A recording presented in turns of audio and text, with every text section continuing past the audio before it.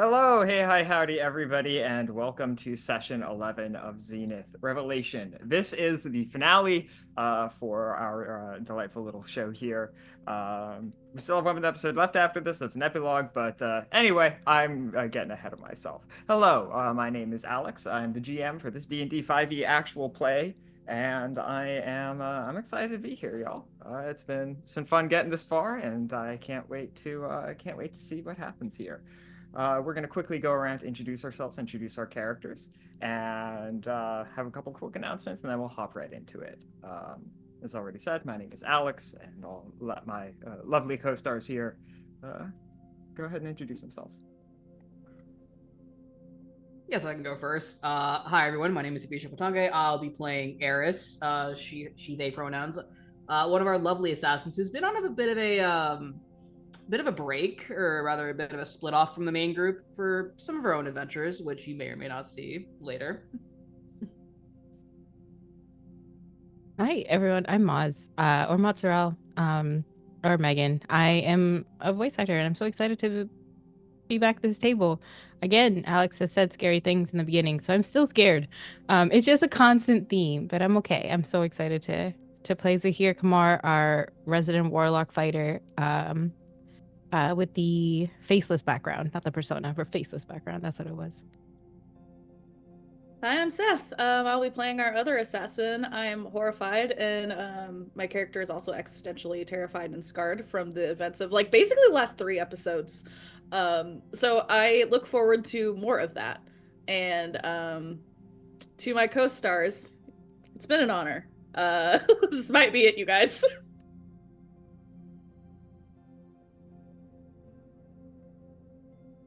You muted. Alex muted. We said there'd be an epilogue. It might be a scenic tour of tombstones. Let's find out. Before we do, we're gonna quickly go over. There are donation incentives associated with this game. You can click !donate to see all the various gifts you can extend to either the player characters or myself if you want to cause trouble. And the money from these incentives is going towards the Palestine Children's Relief Fund. This is an organization that provides food and medical care to children in the Palestine Levant area. They've been working on this for about 30 years. You can follow them on Instagram to keep up with their progress. And by donating, you not only get to help our intrepid heroes in their hour of most dire need, but you also get to donate your money to a good and relevant cause in the world. Um, and additionally, this is additionally, this is a story that contains themes of revolution and resistance. But fundamentally, this is a Dungeons and Dragons game. We're not here to prescribe solutions to real-world problems that our story evokes. We are here to explore themes in a fantasy setting of heroes and magic. All that said, I think we are good to go. So, allow me to share with you. Sorry, I'm getting. Sorry. Allow me to share with you a perspective. How do you measure power? In the heights of towers, the depths of knowledge, or in the bloody red stain that rises in the sky? True power, the kind that reshapes reality, can only be measured in choices. The moments where someone decides, yes, I will become more than what I am, whatever the cost. The Red Presence understands this. It rises now, a great heavenly body climbing towards its own zenith. Not a god descended from heaven, but a power born of mortal yearning, from the countless whispered pleas to make me more. The Red Presence offers no commandments and demands no worship. It simply waits at the top of the world, offering to you a terrible choice. Who among you dares to claim divinity? Already they gather at the magisterial tower. Zealots and scholars, warriors and thieves, the desperate and the ambitious, each believing they deserve transcendence, each willing to kill for it. The air grows thick with possibility, with the weight of imminent revelation. After all, what is an apocalypse, if not the moment when mortals decide they no longer need gods? They only need the courage to become them. Here in Zenith, this is how the old world ends. This is how the new one begins. Let us now gather here together and watch the next Big Bang. The red presence continues to rise in the sky, Eris, Vesper, and Zahir.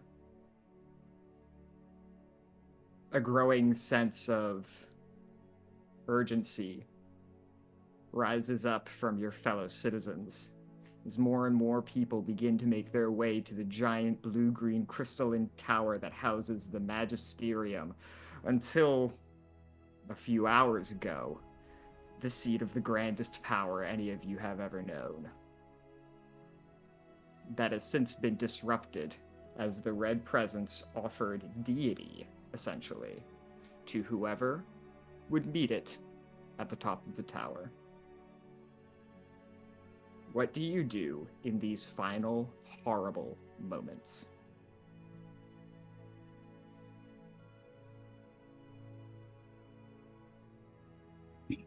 You're right back.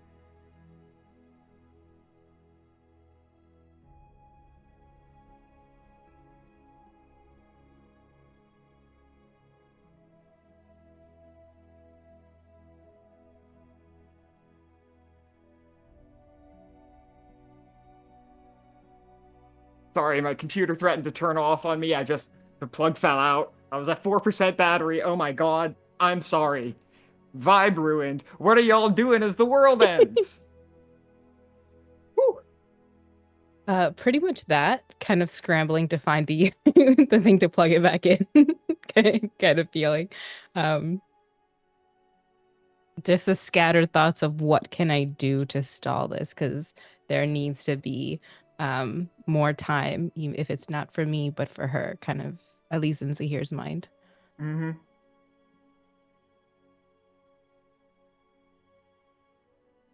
I think for Vesper, more of the same. Having always been the type of person who just rebels in just because of that's who he is. I think that he is just trying to grasp at straws, trying to think of anything that could potentially delay or at least change what's going on. Thinking about specifically, I believe he's just kind of thinking about who Beseech was as a person, and pondering if there is any of that still remaining.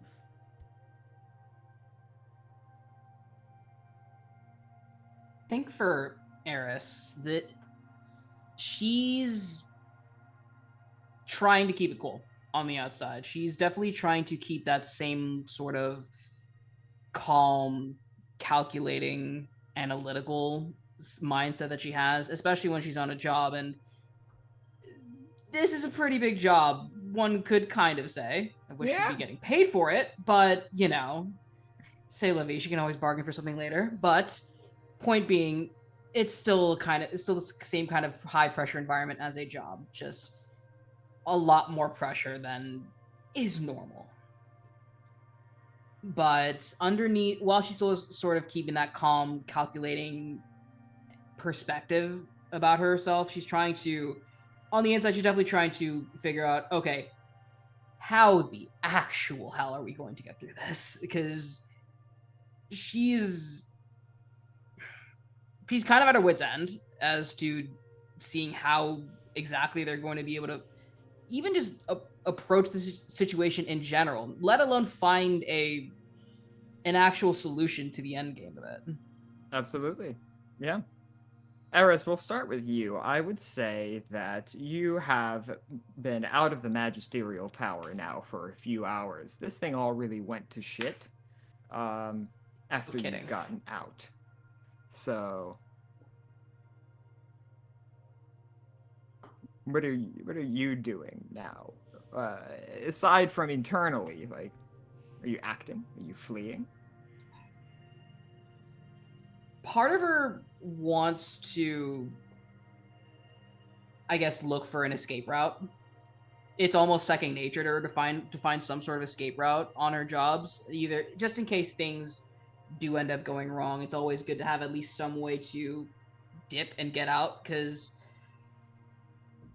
what good is achieving your goal if you're not really alive to see the end of it? Mm-hmm. So that's probably what she'd be doing. Absolutely.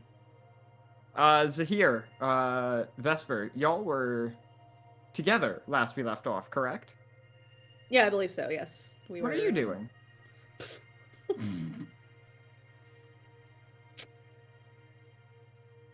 We were running off at the end, right? Yes, I don't know where. So we haven't reached where we're going to separately, or are we still running? I don't know how much time has passed. Any amount you'd like. I wouldn't recommend any more than a few minutes, but any amount you'd like. Oh, and they split off running. So yeah, Zahir's probably still running towards where his family is. All right, absolutely. And Vesper, what are you doing? Yeah, thank you. Actually, thank you for the reminder, because I remember, I believe I ended last session saying I was going to find Grace and my parents. So that is probably still plan A. I don't think that looking up and seeing, oh, things are even more fucked than they were 2 minutes ago would change his plan. So probably still heading for the shelf. All right, excellent. Then we will start with you, Vesper. You proceed towards the shelf. You are running essentially to the outskirts of town. You're running against the crowds. At first, it's mostly the Red Presence movement. People in robes, people with scythes. That much you've seen before. What you're not used to seeing are the small groups of 5 to 6 gathered in odd alleyways and just miscellaneously peppered throughout the city, who don't necessarily even seem to be interested in the tower itself. They are just writhing in divine ecstasy, singing praises, dancing strange movements you've never seen before. You continue to run. As you do, the crowd begins to change. Once the Red Presence moves on, the next group you see are the guards. Some are pursuing the Red Presence movement. Others are trying to keep order. You eventually start seeing divers and then commoners, all making their way to the tower. You continue to the shelf. I would probably say that you don't even need to get there before you bump into Grace, Crag, and the King, who are all making their way to the tower. Grace looks at you, runs over, and gives you a quick hug. Vesper, what's going on? The short version is it looks like Beseech. Beseech is working with the Red Presence. The Red Presence has done this, and it looks like it feels like everything is ending, doesn't it? Yeah. They're doing some kind of shit at the magisterial tower that some kind of blasphemous, I don't know, something.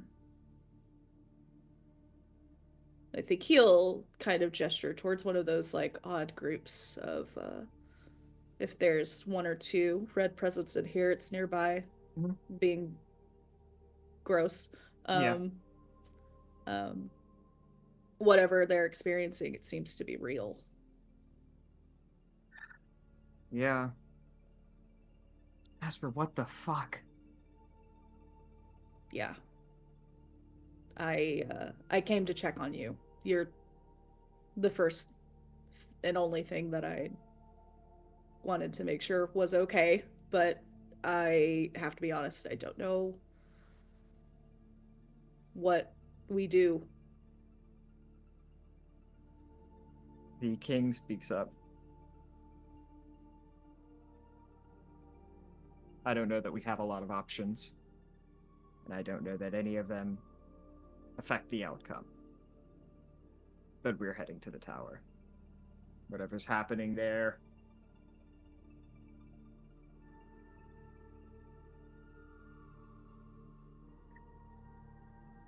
He said he's going to bestow power. We can't let that happen. Not with these Red Presence people, not with the Magisterium. Perhaps not even with us. But definitely not with them.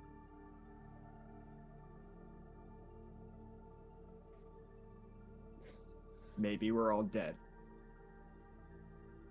But maybe we're all dead anyway.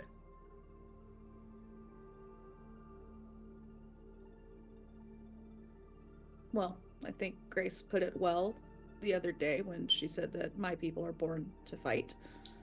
And I am not about to roll over now. I've made a name for myself, killing Magisters. And if the target is changed, then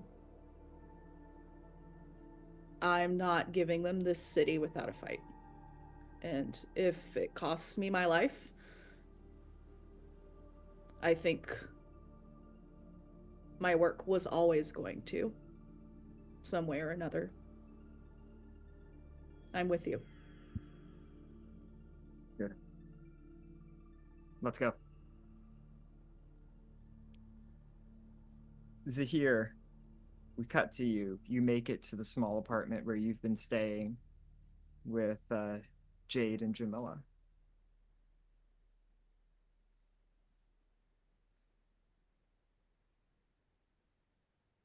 He's like rushing in, pretty much just like, get your stuff, everything. We have to pack for the little one. Shit. And just like trying to push things into like bags and parcels, just put everything together. Absolutely.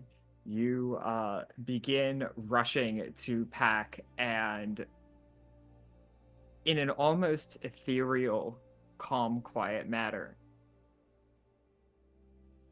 Jamila approaches you and just puts a hand on your arm. What? We have to get ready.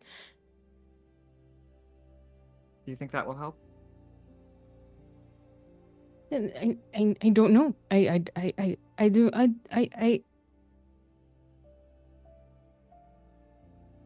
They kind of like look past there to see where the kid is and just like. Yeah. Jade is looking out the window.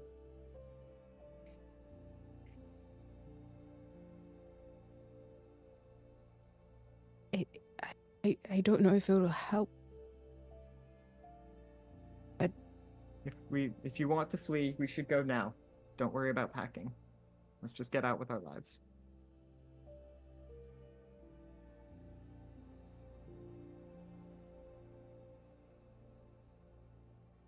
you have to flee.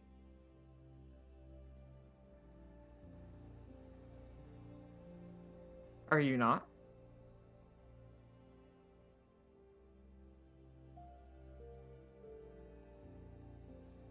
I want to offer.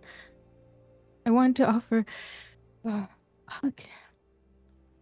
You have to take the little one and flee. I was born the streets of Zenith, of this ground. I owe them some Oh, Vesper and Eris sometime. I don't understand. What are Vesper and Eris going to do? Do you want to don't go know. up there? I don't know what they want. I don't know what they are going to do, but I know that there is something left here for them, and whether they want to flee or not, I want to see if they are. I need to see it through that they are safe, or that they are not looking for me in the corner or in their periphery, and I'm not there.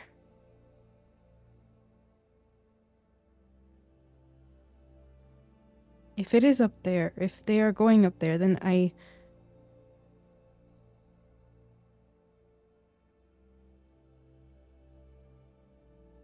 I flee now, I will always think about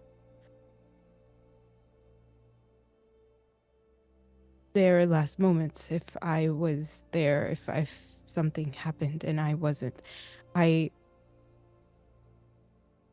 owe them that moment that I can help, even if it may cost something.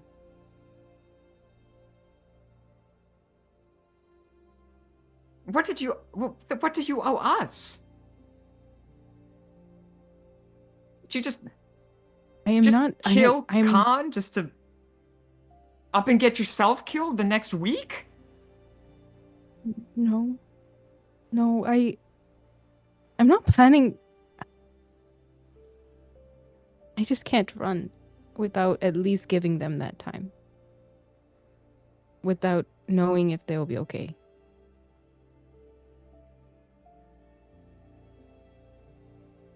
You look me in the eye right now, Zahir. He's not. He's like avoiding it so badly. God damn it, Zahir!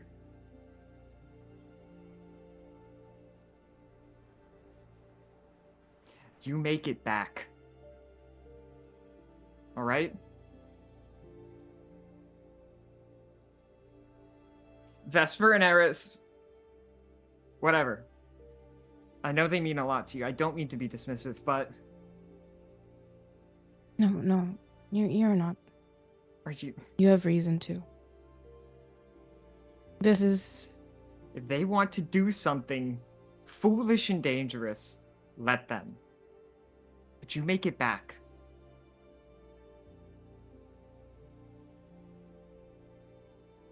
He'll kind of like put his head onto her shoulder Mm-hmm. and just kind of sob, like quietly, so that like Jade wouldn't see them. Mm-hmm. She does essentially the same thing. And just like linger with with his eyes and just promise silently, and will help like start like helping Jamila get what is needed, at least like essential like Yeah. items for the kid, but silently, like every little moment, just look at her and just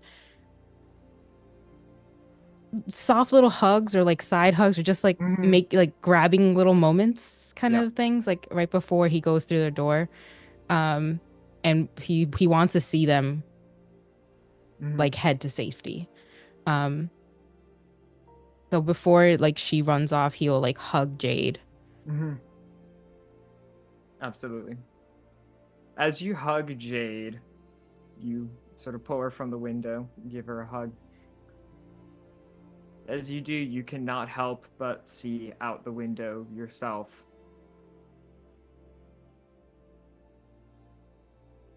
There's people on the top of that tower. Not a ton. There's people up there. One by one, you watch them space out evenly from each other.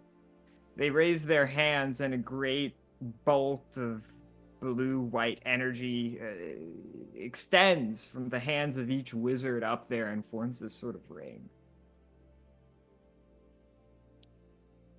As this happens, the red presence, that moon in the sky, looks like it breaks open.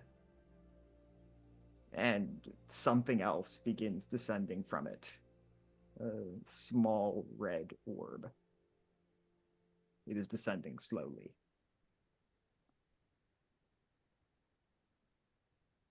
He like pulls Jade away Mhm. and has this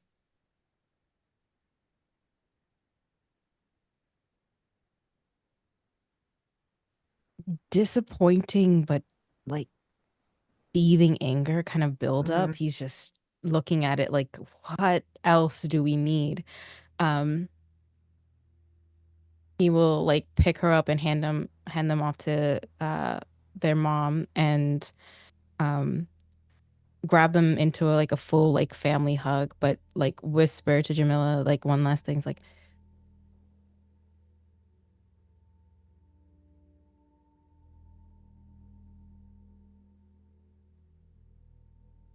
I will try to come back.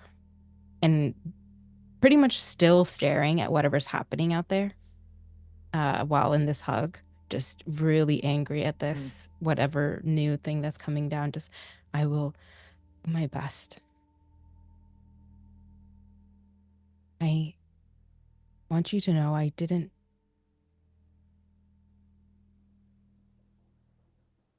truly believe in anything until I met you. Met you both. You tell her that. You tell her that if I don't come back. I'll tell her. I love you, Zahir. He'll give a kiss on her forehead and um try to have like a smile for Jade. Like, I'll see you soon. Mm-hmm. And he's gonna pull the sword that was given to us before and kind of look at it, let like the light from whatever is coming down like reflect off of it. Yeah. Sheath it and then like pretty much run towards like where they would towards the shelf.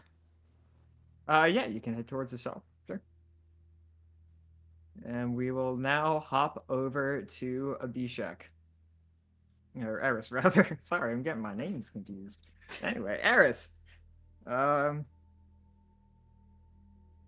something that strikes you in this moment as you are wandering the city, unsure of what to do, trying to get yourself together, get yourself into the mindset of business. It strikes you that you're all alone out here. You see plenty of families, some saying their goodbyes, others gathering together to take shelter. You see friends, comrades in arms, all manner of people and their connections, finding something, solace, strength, a drain for the fear.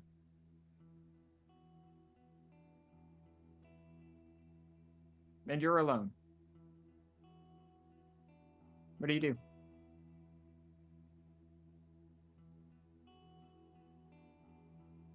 Funny enough, I think as she's sort of wandering around, she'd probably look for the nearest tavern. Absolutely.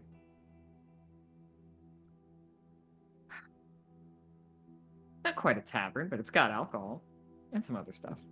You stumble into Cloud 9.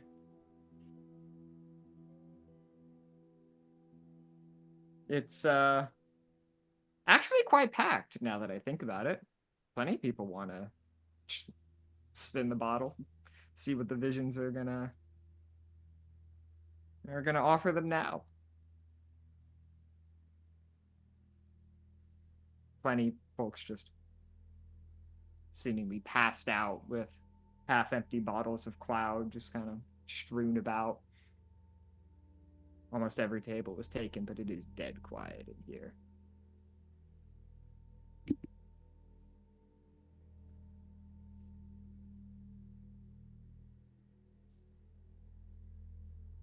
What do you do? as she sort of makes her way in, Mhm.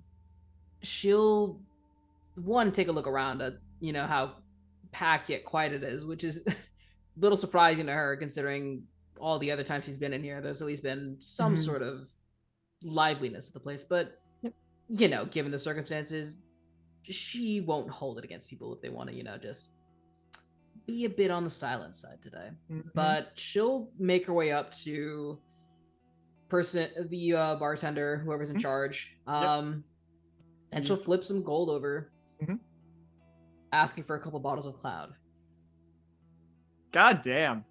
All right, yeah, sure. You catch the owner, Telian Ray. You ran in to this person last time you were fleeing the guard, if I'm not mistaken. That's correct.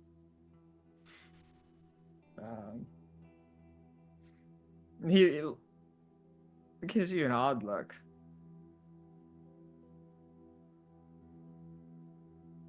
Gotta say, I didn't expect you to be here now. But... Well, girl's gotta do what a girl's gotta do. Take the edge off at least. Absolutely.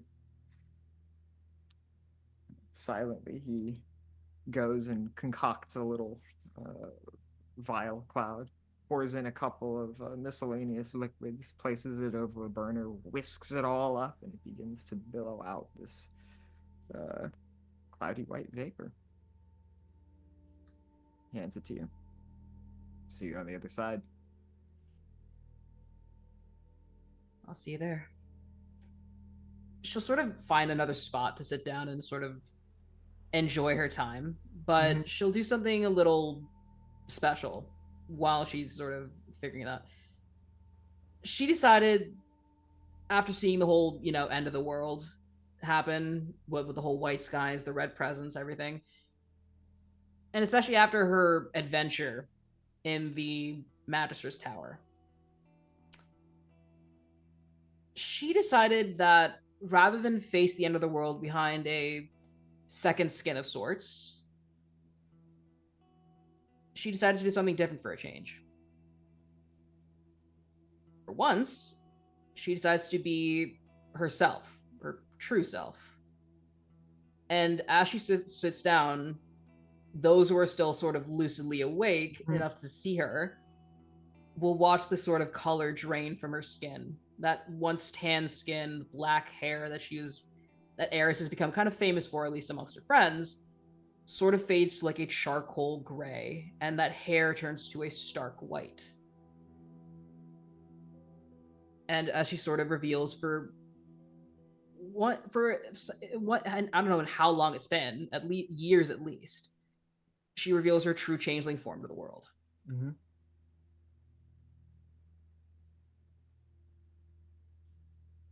She sort of sits down and inhales a deep breath of that cloud vapor and lets her mind start to drift.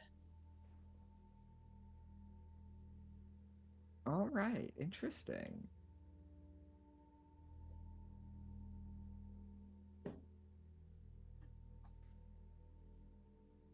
What happens next is bizarre.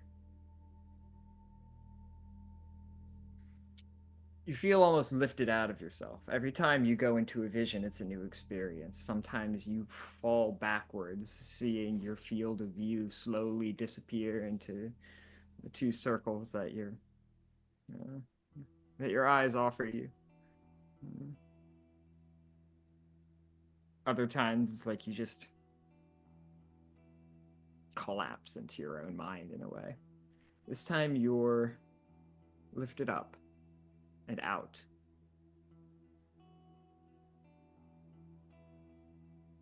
You rise far above the city, far above the land, the world.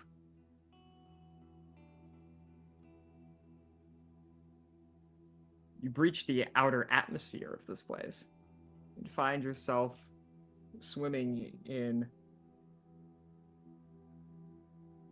a vast, empty space. It's staggering how much and how little it all is at the same time. You keep rising. You approach the red presence, this colossal moon-like thing that has split in two and bled something onto your world as you continue to rise past it. It begins to look small in your field of view, surrounded by inky black nothing.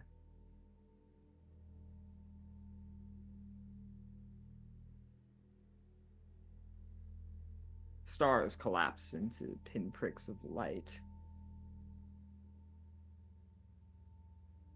Galaxies collapse in the same way. Everything is just so empty. There's nothing out here.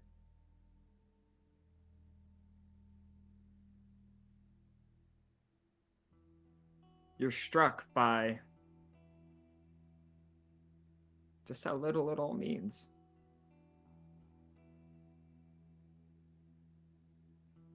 So what if the red presence takes it all?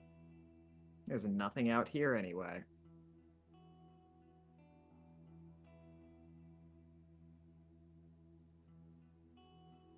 As you continue to rise isn't even the right word, you're moving in some direction. Who's to tell what's up or down out here? Things begin to look brighter? It's confusing. As you continue to separate, drift through time and space, and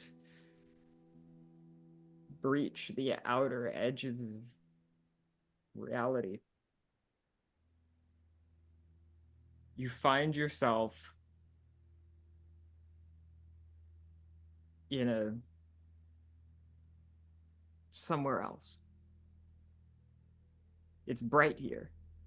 Not with light, not with something you can see, but it's bright. Something reveals without illuminating. You feel enveloped by a sense of truth, almost. You feel access. You feel united to something big, something that's in everything. It's not everything, but it's in everything. And this brightness continues to glow and heat and burn with a wild, unimaginable fury.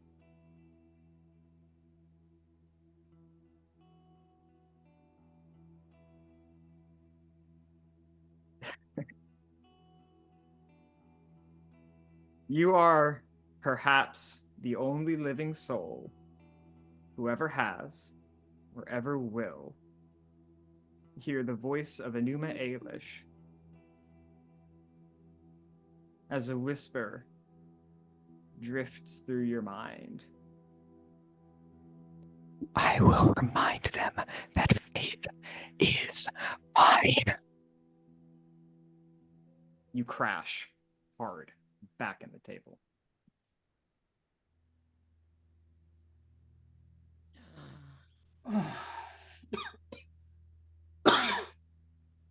Oh. Well, that was certainly something.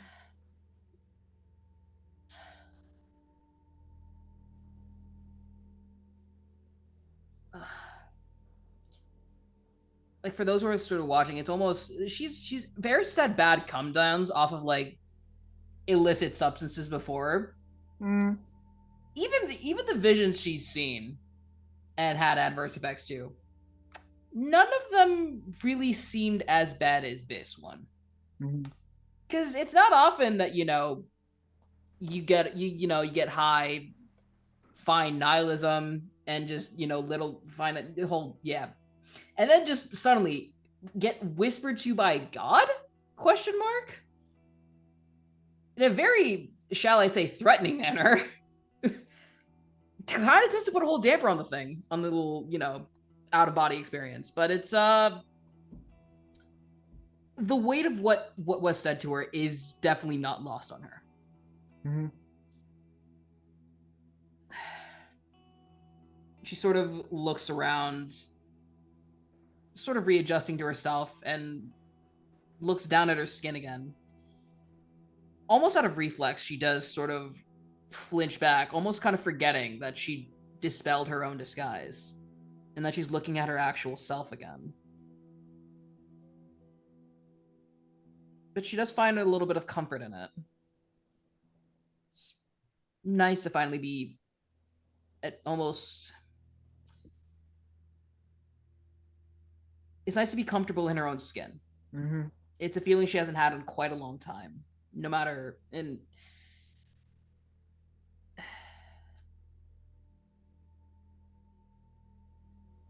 she almost feels confident, bold enough to possibly do something crazy. Telian gives you a nod. She sort of nods back. Oh, if you could have seen the things I just seen. In this line of work, I'd say I've seen it all, but I'll take your word for it.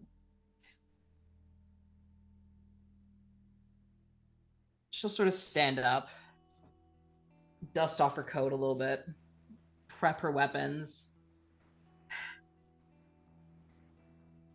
She'll sort of look back at Telian. I'll see you when I see you. See you on the other side. Other side. She'll just ponder that for a minute before making her way out and start making her way over back to the magisterial tower. Absolutely. For the sake of efficiency, I will say that Zahir, at this point, you have probably caught up with Vesper, Grace, and the King and Crag. Are you going with them to the tower?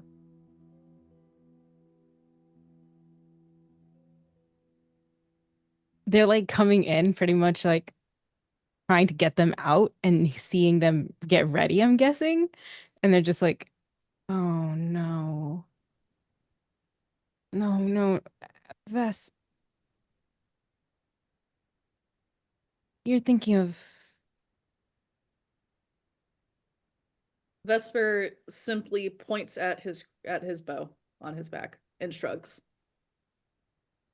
Grace simply points at the wizards grabbing the magic god ball from the sky. Zahir kind of nods at that, just like, oh yeah, of course. And they kind of like, you just hear the unsheath of his sword and just like clink it back down. Fine, fine, fine, fine. But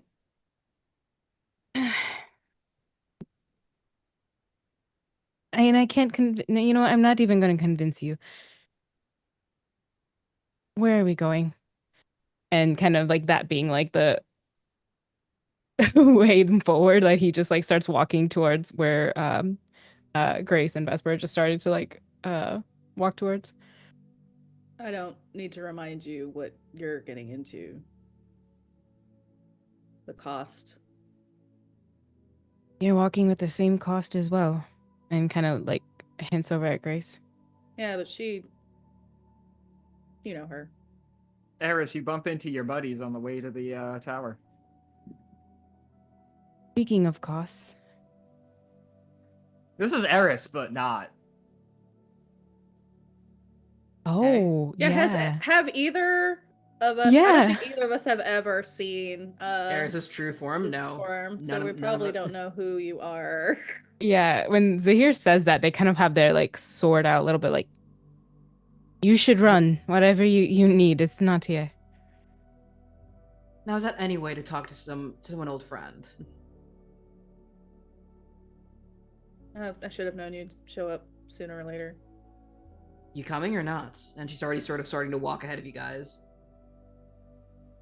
Zahir has not gotten it, so he's just like looking back and just walking really slowly until it like in the back of the party kind of like, I think Vesper would oh. like turn around like as he's following her, like mouth Eris to Zahir. Oh, okay. Okay. You can pretty much see through most of her stuff if you just know the way she talks. No, I know. I thought it was her voice, but A little bit offended at I guess that. Here I am doing you a favor. She's giving you a bit a of a leg up for favor. once. And you're late. You see, I ran and still got here in time. My goodness.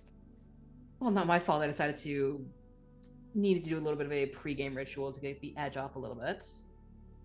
Besides, that's not the favor No, exactly I was saying. no. I mean, whenever are you gonna get a chance to actually look at my true form?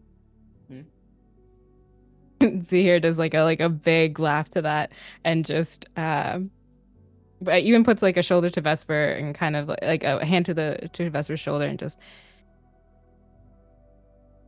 so we are here in our truest forms then, huh? It's poetic of you. I think your truest. Actually, I think both of your truest forms would be blackout drunk. So, close. Possibly. Maybe Eris. That's only I one do option. think, yeah, one option. I like that. Truest forms just being here standing in front of Armageddon.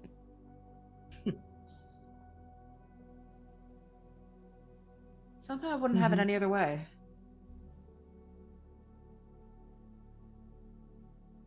I might fight that. But at least the company, I would.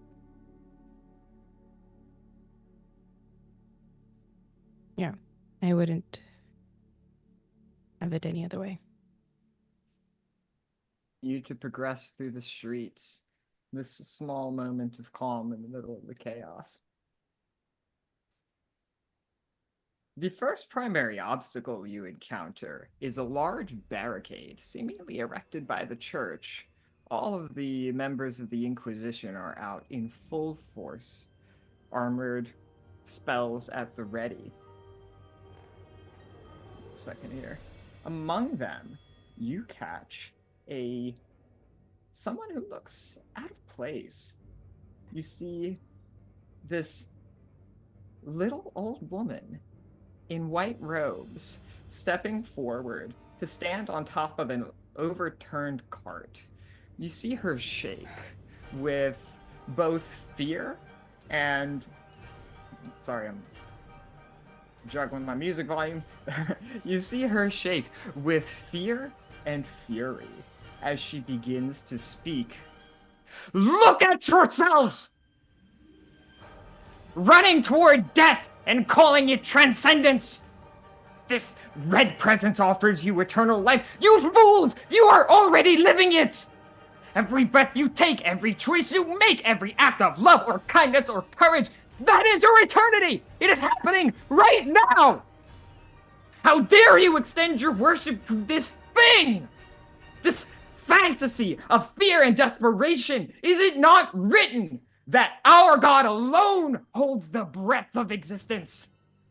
Divinity is not to be seized, it is recognized, it is presence.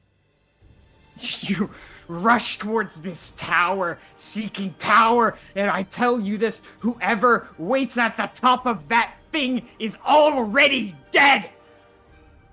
It died the moment it offered to turn mud and breath into God. Divinity does not make such promises. Turn back! Live your eternal life! Or run to that tower and become mortal in the most spectacular way possible.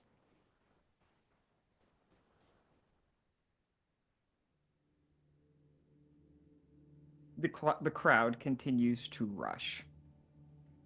You hear the clashing of Steel on steel. At first, it's just a charge, a push, a stampede, until eventually you see a blade drawn. What do you do as violence begins to break out among this crowd?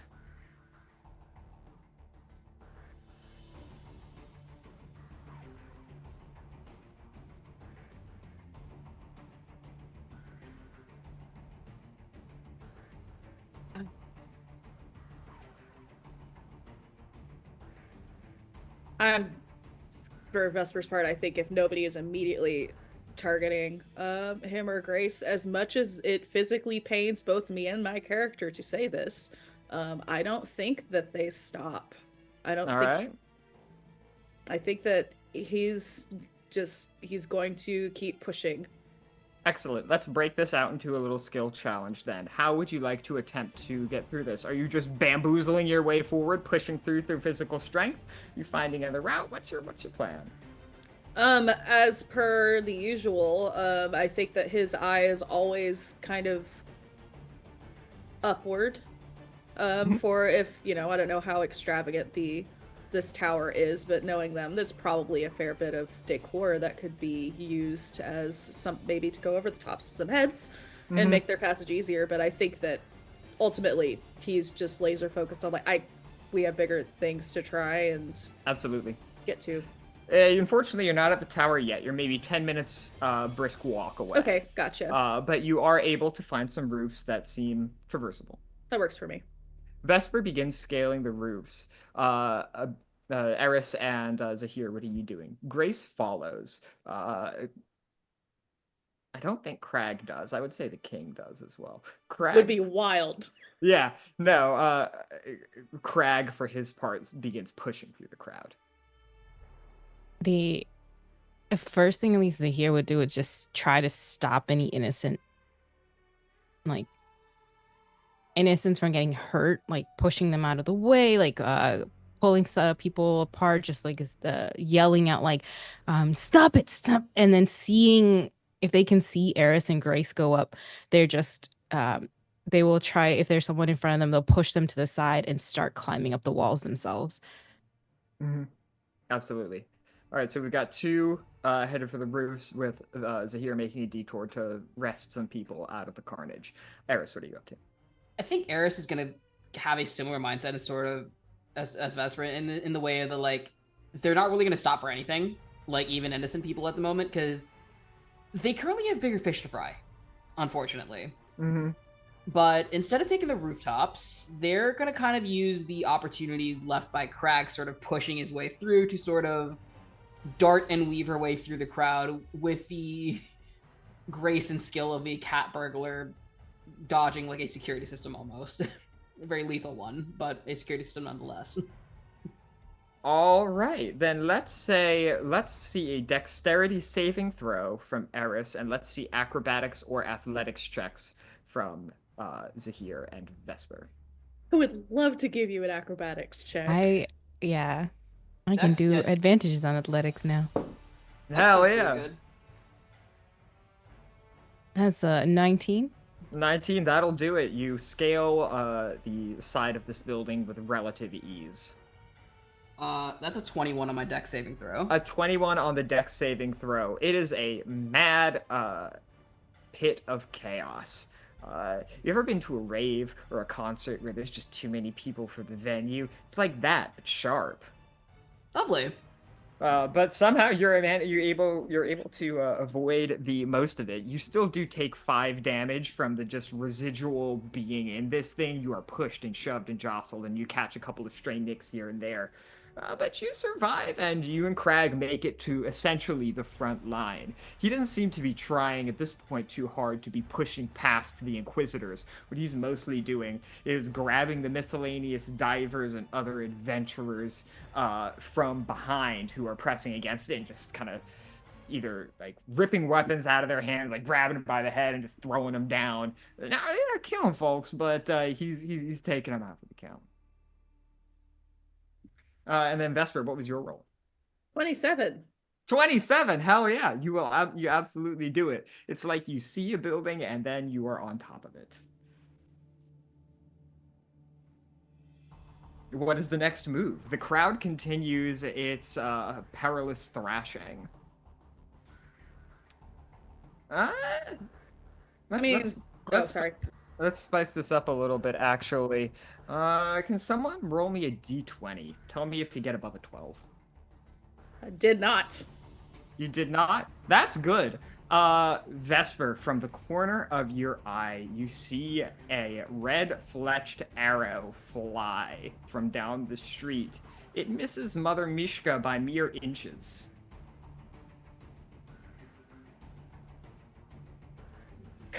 Had to fucking pull me into this. I think that I don't want to do this, but I think that there's no way he's not going to jump down and try to get her to safety. This is a trap, but oh well, it worked. I think that he would hop down onto whatever, like, I assume she's on some kind of platform. Yeah, she's on like an upturned cart. You can jump from. Sorry, you did say cart. Yeah. I think that he would jump down if he can get to it, and his intent is to reach her and get her somewhere else, but we'll see how that plays out. Sure, you leap down from the cart, no problem. Mother Mishka looks surprised, but grateful to see you. Vesper, what are you? I could ask you the same thing. Fair enough. Oh, let's get down. Let's at least get you somewhere. The city needs you. And you, if anybody's needs to survive this, it should be someone like you. Mother Mishka sort of waves a hand over the Inquisitors. This one's with me, and sort of asks you to help her off the cart. But you are on the other side of the barricade.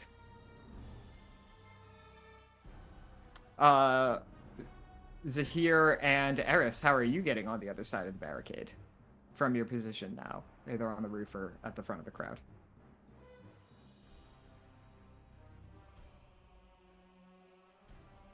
You're muted, I think, Mozz. Oh no, I'm Oh, struggling thinking. that's all good. That's all good. It started and then it stopped.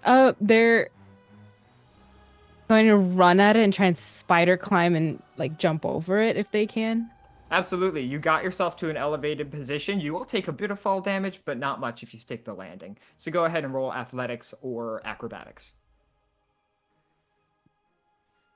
This will be a DC 15 to stick the landing. I got a 14. 14. Unfortunately, that will not do it. I'll say you take the full 3d6 damage, so that'll be 5, 5, 2. You take 12 points bludgeoning damage total. But you're on the other side. Mm-hmm. How tall did you say this barricade was exactly from a ground level perspective? The barricade rises maybe 5-10 feet. Okay. Yeah. Eris is just gonna basically just acrobatic her way up, essentially. Like, sure. The climbing won't be the problem. The problem will be evading the Inquisitors and possibly the other folks here. So this would be another dexterity saving throw. That's fine with me. Yeah. All right, let's see it. This will again be DC 15. Okay. DC 15, and that meets a 15. 15, that'll do it. You only take half damage, so let's see. Oh wait, if that's half damage, evasion does kick in. Hell yeah, excellent. So yeah, you are able to Crag grabs some other poor guy basically by like where the neck meets the body and just like throws him back there. You finally catch an opening large and long enough for you to enter, and so you duck beneath him and vault up and over this barricade. For a second, you see an Inquisitor's sword just swinging directly in front of you, and you're able to basically fall and roll beneath it. And you find yourself on the other side. Vesper and Mother Mishka catch you, and the Inquisitors quickly turn their attention back to the crowd. You're on the other side.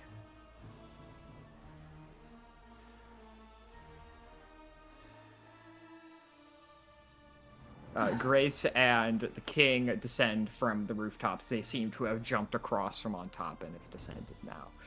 We are running out of time. Come on, let's get to the tower. I think Vesper would kind of leave Mother Mishka in the care of an Inquisitor at this point because like, For speed is sure. key. Yep. I do think that he would give her that customary greeting and farewell. Mhm. Absolutely. Uh, in response, Mother Mishka smiles, grabs your hand. Goodness go with you. And with you. And you depart. It's chaos. Continuing through the towards the tower. How are you moving? Are you moving fast? Are you moving stealthy? As quickly as possible. Mm-hmm. Speed. Speed for sure. Speed for sure. Gonna Absolutely. regret this, but it's fine. Yeah, absolutely. For the moment, at least, nothing seems to happen.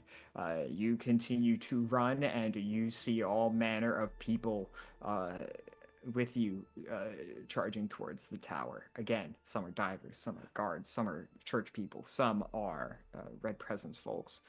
Others are even stranger, things you haven't really seen before, at least not in a context like this.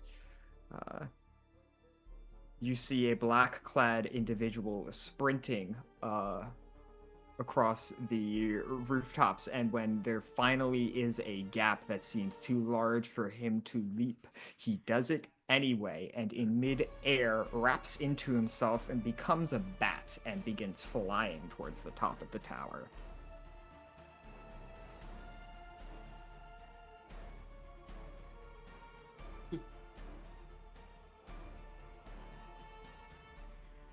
You catch as you turn a corner, you catch a member of the Red Presence briefly, scythe in hand. This cloaked figure turns to you, begins to charge at you, raising an axe, or scythe rather, and is quickly struck in the neck by an arrow. You see a relatively familiar face, a member of a group called the Hunters of the Orb. Brevin, you met this person briefly earlier. Kind of nods at you. Is he rooftops like too far? He's street level. Okay. Just kind of it. You I headed don't. for the tower? You coming up? Ugh. God save me, I am. Use all the help we can get, doing nothing potentially. Let's go. And you pick up another party member. As you finally make it to the base of the tower itself, you find a monument in shambles. Several holes seem to be punctured into the side of the tower in strange locations. There's a small amount of Red Presence movement types still filtering in, but you sense that a large number of them might have already made it inside. As you reach the base of the tower, as you reach these grand arched entryways, you hear a loud explosion from above you. And you see maybe 4 or 5 bodies begin just flying from the top of the tower, falling.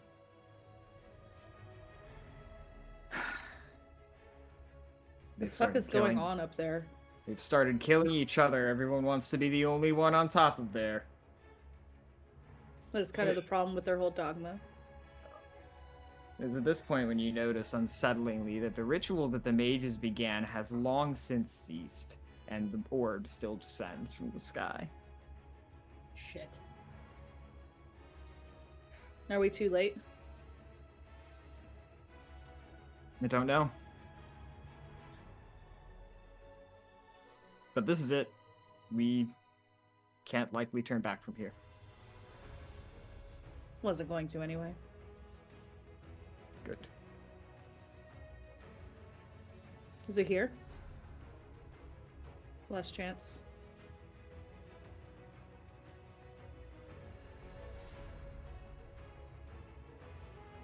No. I'm here.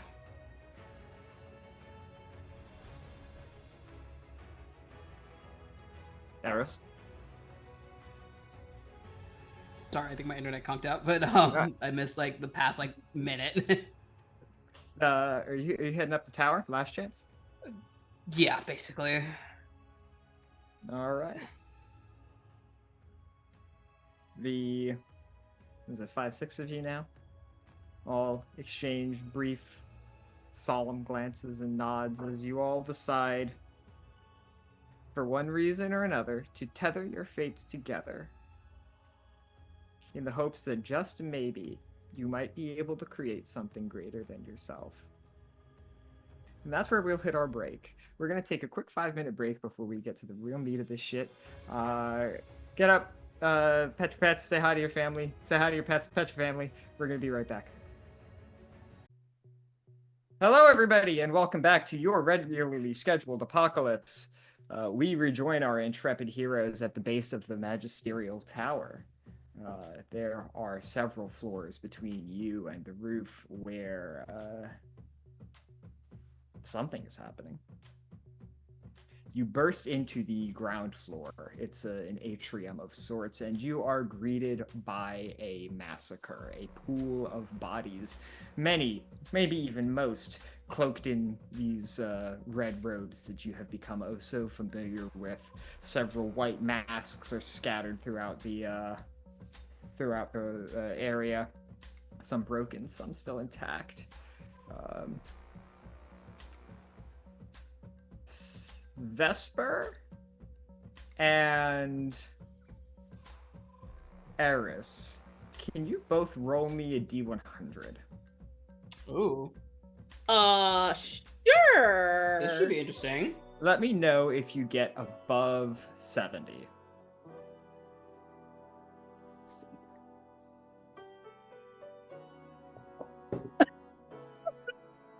I rolled a 69. Nice! No. That's I'm not screenshotting good. that. That's not good, but Yay! It's Nice. not good. but nice. Rolled a 66. Yikes! All right. What do you do in this for? There are a few people around, but none of them seem to be fighters. We're essentially in initiative now, but I'm not really tracking turns. What's the move?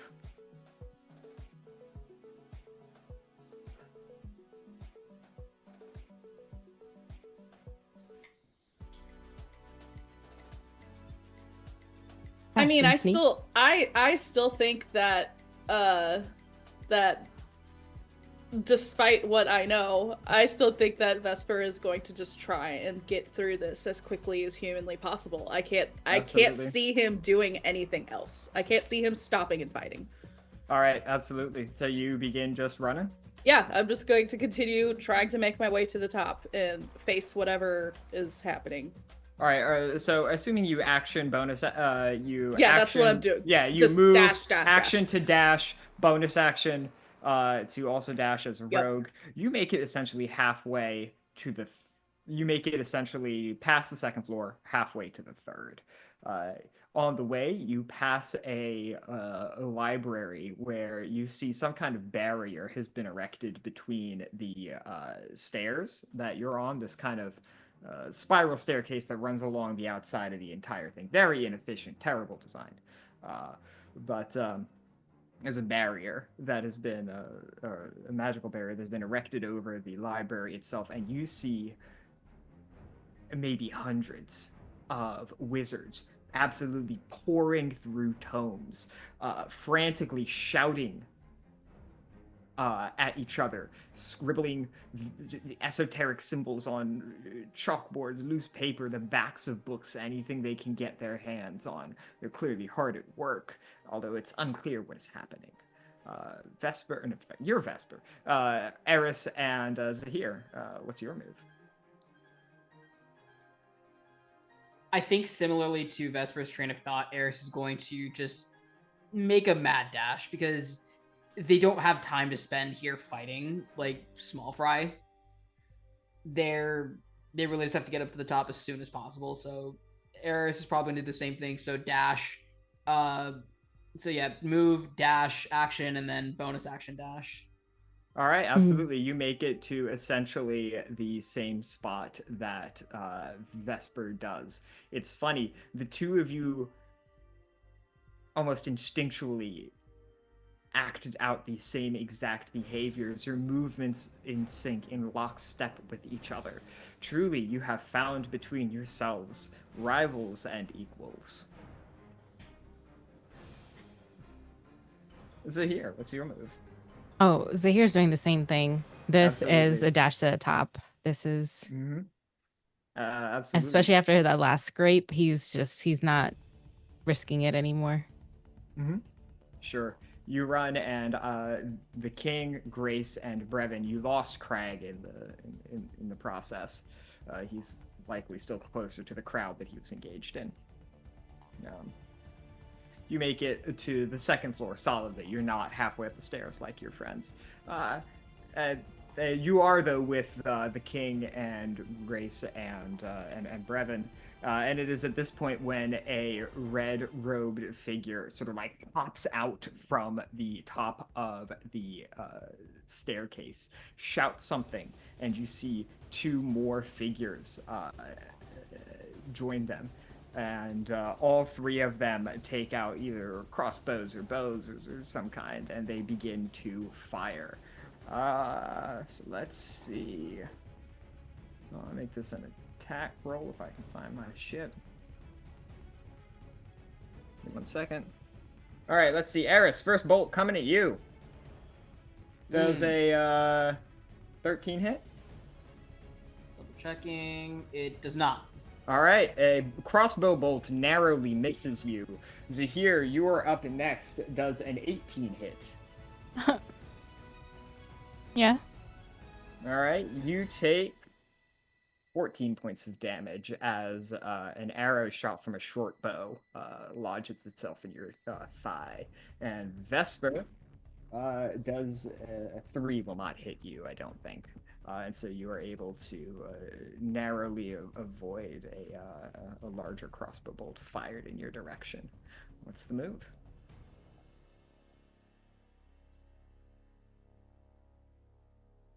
Zahir will like break the end of the bolt and keep running after he is in pain. Mm-hmm. Absolutely. You break the end of the bolt and you continue running.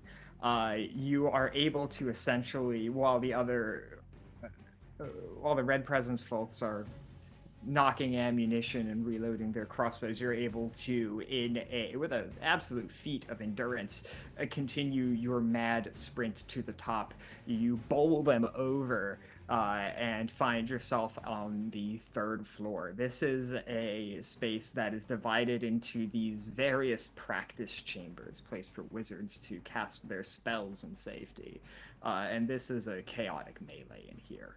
You see all number of Red Presence members and divers and wizards just engaged in an all-out brawl. There must be 50, 60 people in here poking out, firing shots from odd-angled corridors and strange improvised barriers.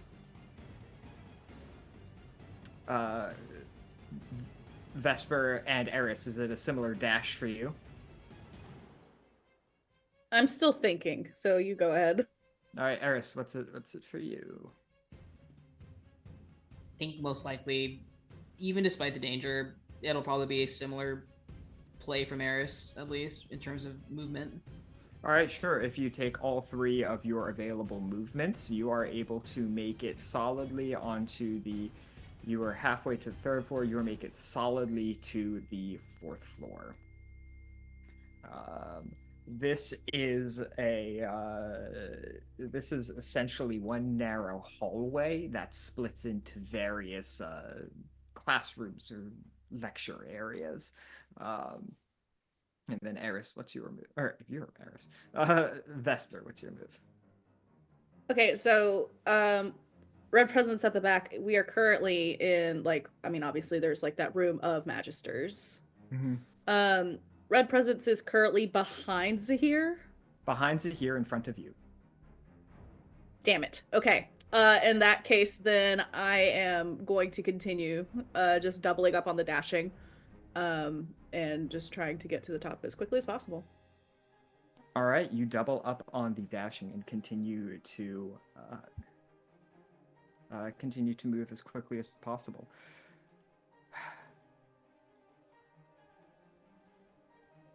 Something knots in your gut, Vesper. You know something is wrong. All of this is wrong. But something bites at you. You turn around to make sure everyone else is catching up.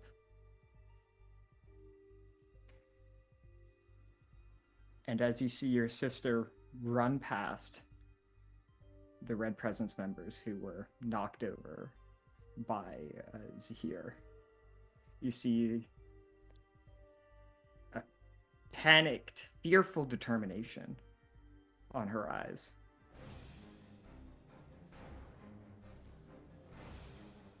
Before a bloody red arrow erupts from the center of her chest, and she collapses.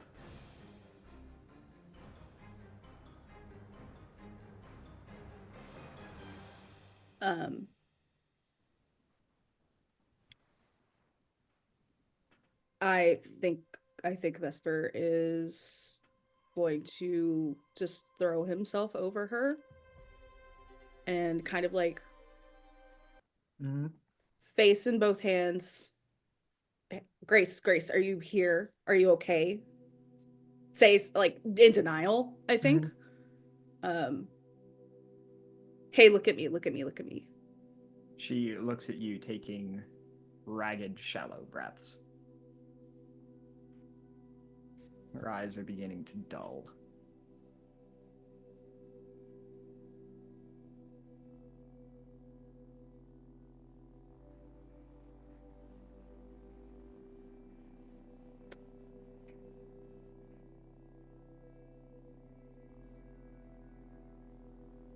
I think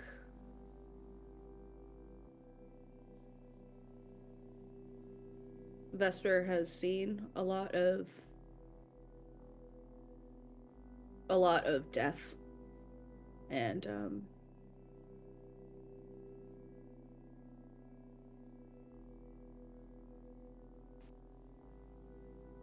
is not the type to bargain with it normally. I think that this is an exception. I think that he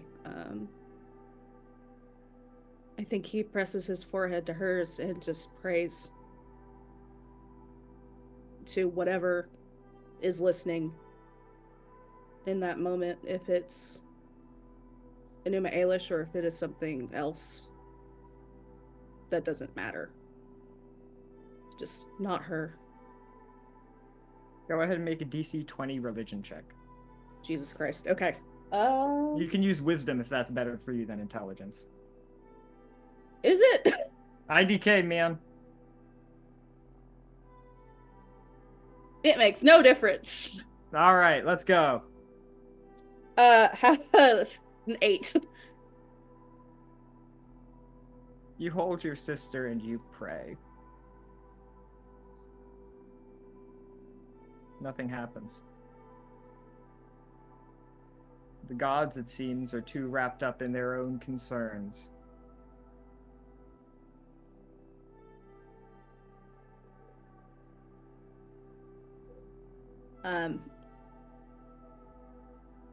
Grace is unable to speak.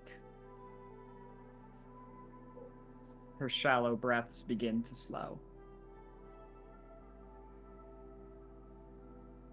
With a weak, trembling hand, she touches her face. Yeah, he'll take her hand and just... He won't shy from this moment. I think he's always known that this was a potential cost of his work. And he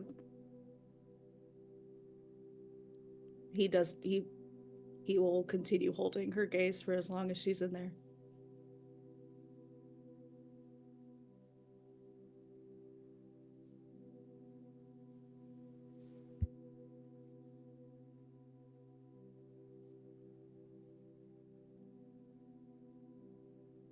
Grace has long been dead in this foul place, and it's only fitting that its namesake joined it.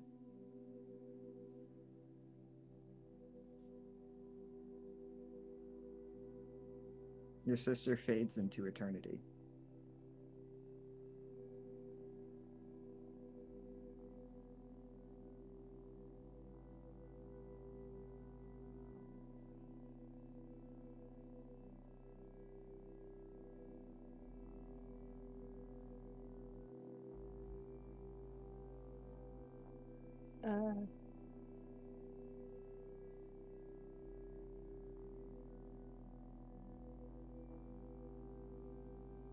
Not going anywhere. You stay.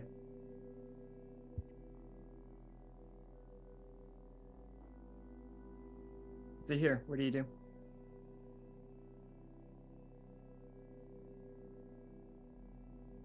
I've seen this. Like, they were behind me. Oh, okay. They will sit with Vesper, kind of scared and trying to slowly stop the bleeding from the bolt. But they will, after a moment, like put their hand on Vesper's shoulder.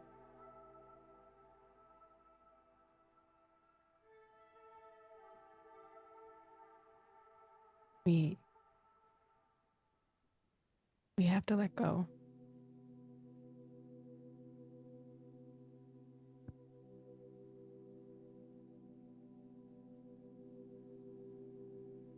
You want me to leave her here? I don't want you to leave her. But we need to let go.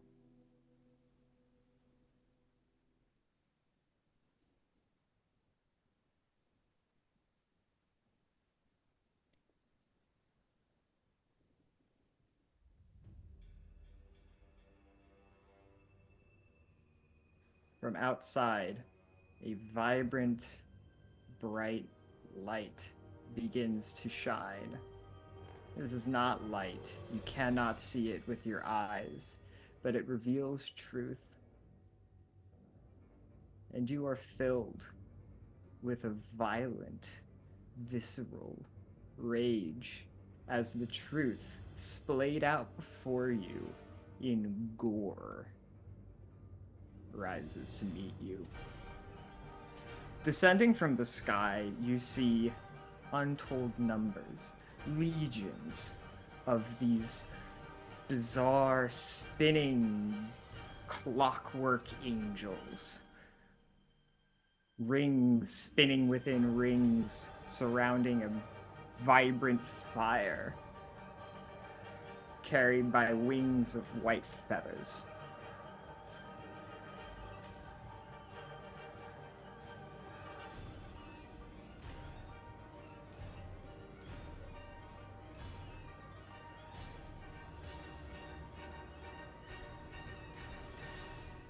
I think that I think for Vester's part, if he were to look out and see this, Yeah, there's like a this hole in the wall scene. you can catch. Yeah.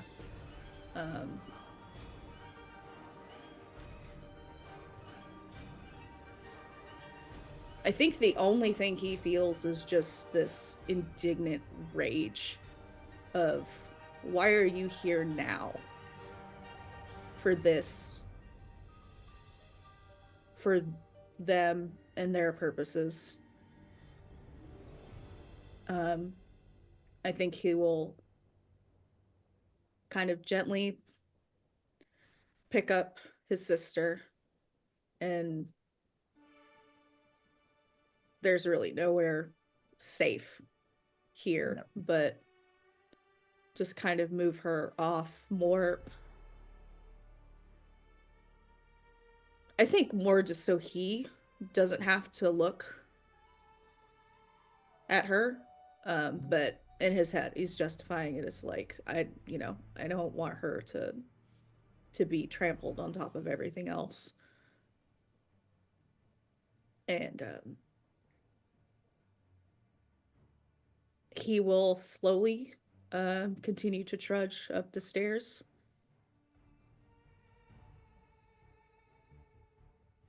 You continue your ascent.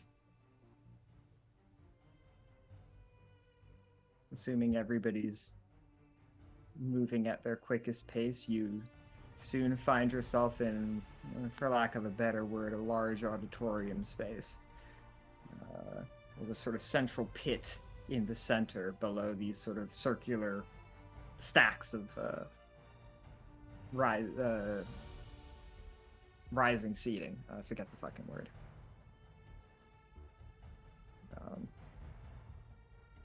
In here, it's an interesting scene, a bizarre one. You catch members of the Red Presence fighting amongst themselves. There's maybe 30 or 40 of them in here. In the center of the room, like a bizarre, blood-stained conductor, you catch this young woman, tan skin, curly dark hair, almost in this bizarre, blissful dance as she moves, extending a hand this way, that way, this way, commanding brother to turn against brother.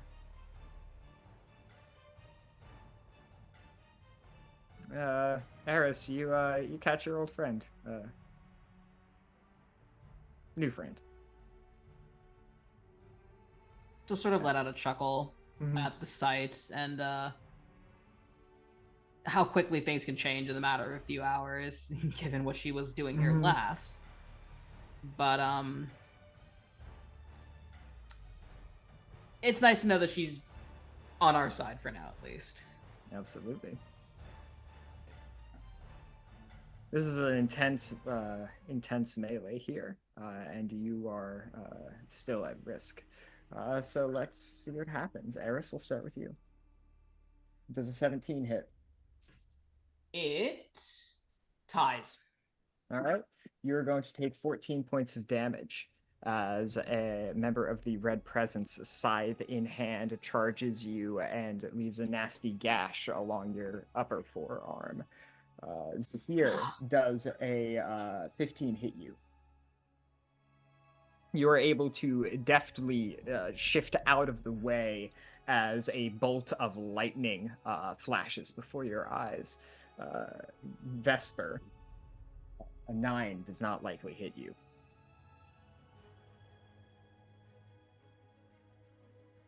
You continue your mad ascent.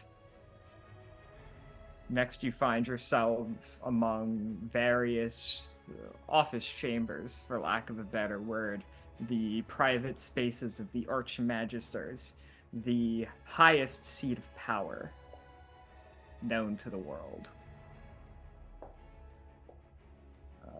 You catch one of these, an elf with deep lines of age carved into his face, long, messy, unkempt silver ponytail flaps behind him as he looks at you and instinctually extends a hand, casting a lightning spell at the three of you.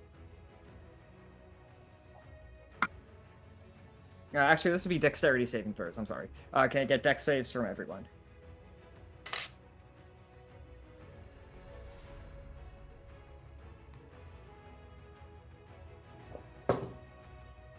How does evasion work?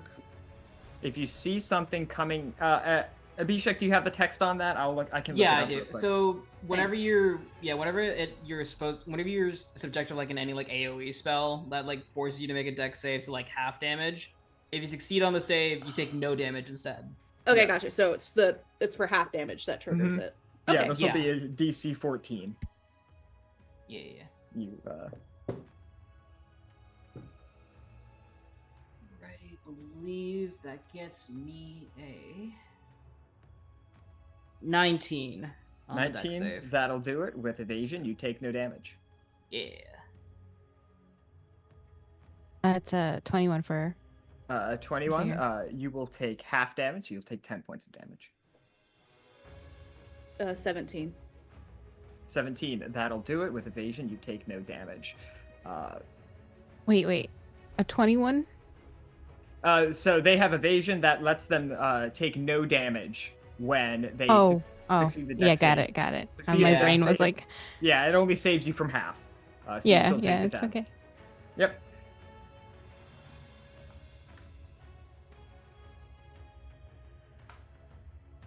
You continue sprinting up the stairs. For his part, the king actually seems keenly interested in this figure, and he breaks off to engage this person specifically in combat.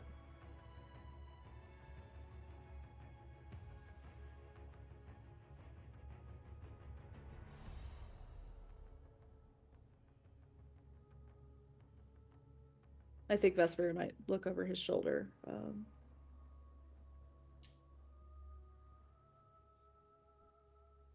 I think if he can, maybe even just like a kind of like a farewell, like squeeze the shoulder before he continues. The three of you continue, and you make it to the roof of the magisterial tower in relatively short order. You find the scene of active carnage. Fewer people than you would have expected.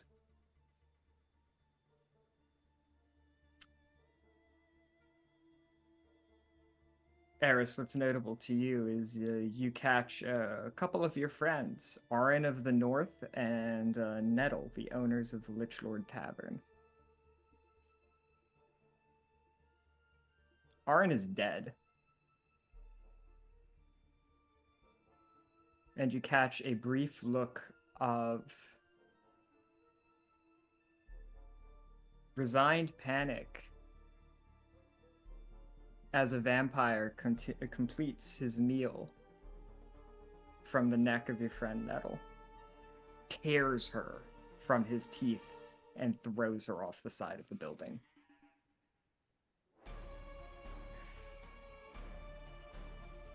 There are maybe 15 or 20 members of the Red Presence, 5 or 10 mages up here, a vampire, and a couple of miscellaneous adventurers. The orb is maybe 15, 20 feet above you. You notice every once in a while someone tries to fly or leap for it, and they are inevitably shot down by something. Whether it's an arrow, a spell, or something else. All the while, legions of divine messengers watch and bear witness.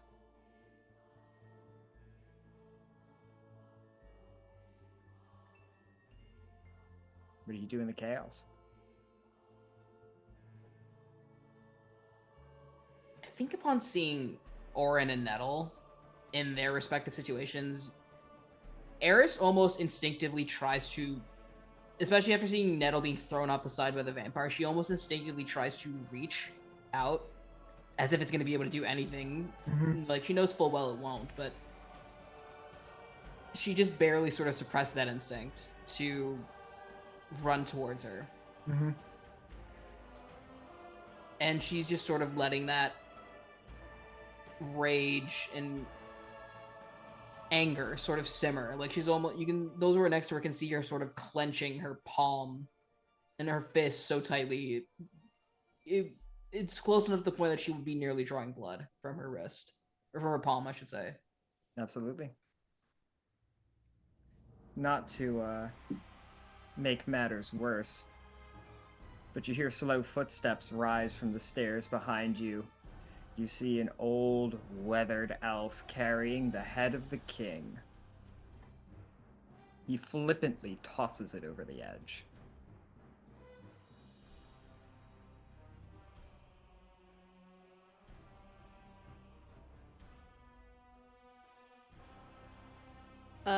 I think that I don't think Vesper has emotions anymore, and I think he just kind of reacts,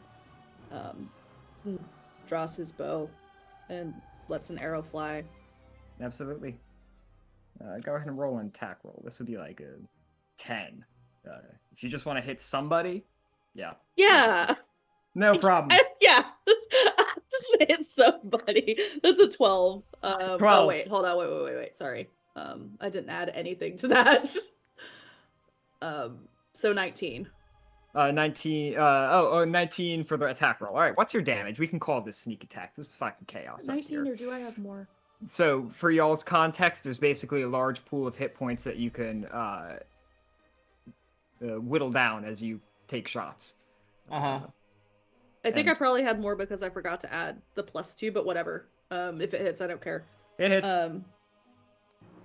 And I'm rolling damage, yeah? Yeah. Okay, Zahir, you're on deck. So that is 8 points of damage. 8 points of damage. You have sneak attack. Does that... I'm trying to find so I can read it. Blah, blah, blah. That's, yeah. Well, only if I have advantage. So this is such a confusing melee that everyone is essentially distracted. Okay. You don't have advantage on the attack rolls, but for the sake of giving you sneak attack, you've got that pretty much at any point. There's nobody here who doesn't have an enemy within 5 feet.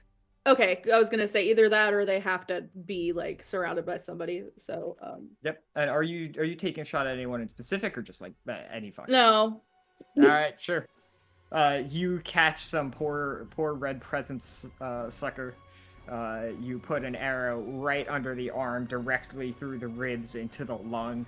He collapses in short, ragged, wheezing breaths that sicken you with how familiar they are.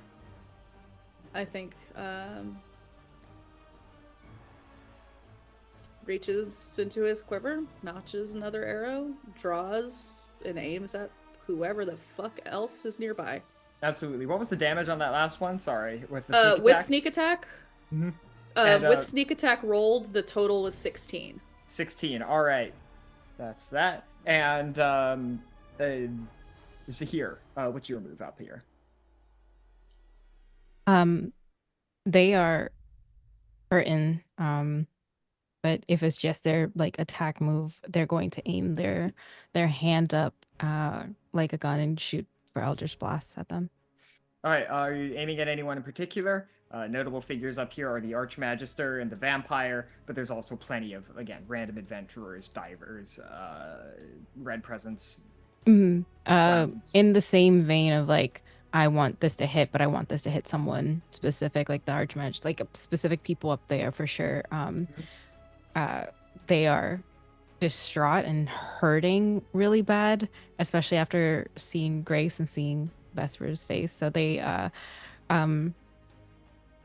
just like directing it at the main person. At the Magister? Okay, sure. Do you have Repelling Blast, the Warlock invocation? I will look at that and I'll tell you soon. Because that's man's in a precarious position.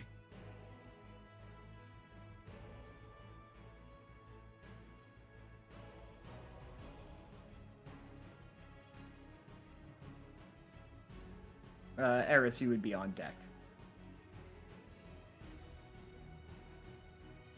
I have Agonizing Blast and Repelling Blast. Yes. And what was your attack roll? What did you roll? I did not roll yet. Give me some rolls. I was scared. Does the 17 hit? Sure fucking do. 25, 20. All right. You fire 3 Eldritch Blasts at one of the Archmagisters of the Magisterium, one of the most powerful people in existence. As he turns from his triumphant discarding of the head of the king, he looks and you see a brief moment of shock on his face as these 3 bolts collide with him. You see a single white feather slip from his grasp. He's unable to hold on to it long enough to cast the Feathers Fall spell. And he falls. Functionally, you have removed the Magisterium from the power vacuum. There's no one left up here to represent them.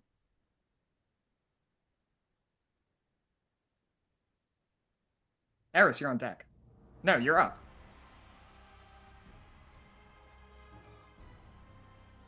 I think there's a lot of emotions running through Ares' mind at the moment. First off, obviously seeing Orin and Nettle, then seeing that elf magister sort of come up with the head of the king, who by the way was supposed to pay her. Yeah. About that. Yeah, about that. That's not really great. So she's kind of glad when those Eldritch Blasts connect. To be honest, I never really liked that guy in the first place. He seemed like a kind of a dick. And this just sort of exemplified it. But right now, she's going to turn her focus towards that vampire. And she's going to make a mad dash over to him, rapier in hand, and immediately go for a stab. As a sort of revenge for Nettle. Absolutely. Let's see him. Alrighty. So this is gonna give me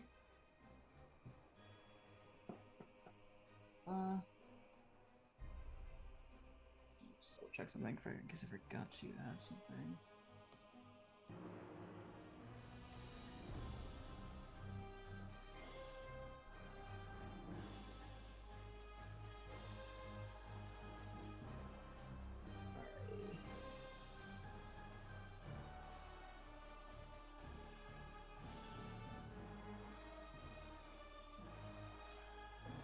Just double check something in case I'm forgetting.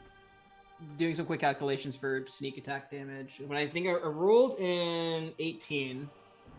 That'll do it. That'll hit. Okay, alright. So...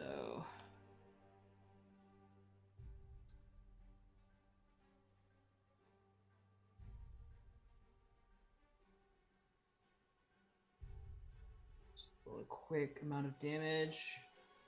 So it is that plus that, not plus the wrong dice, this is the right dice.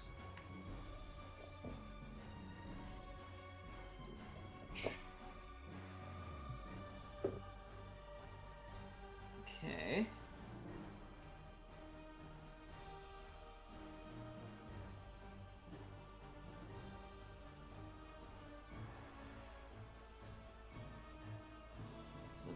So that's on the rapier itself. That's gonna give 13 damage. I somehow managed to roll max on that.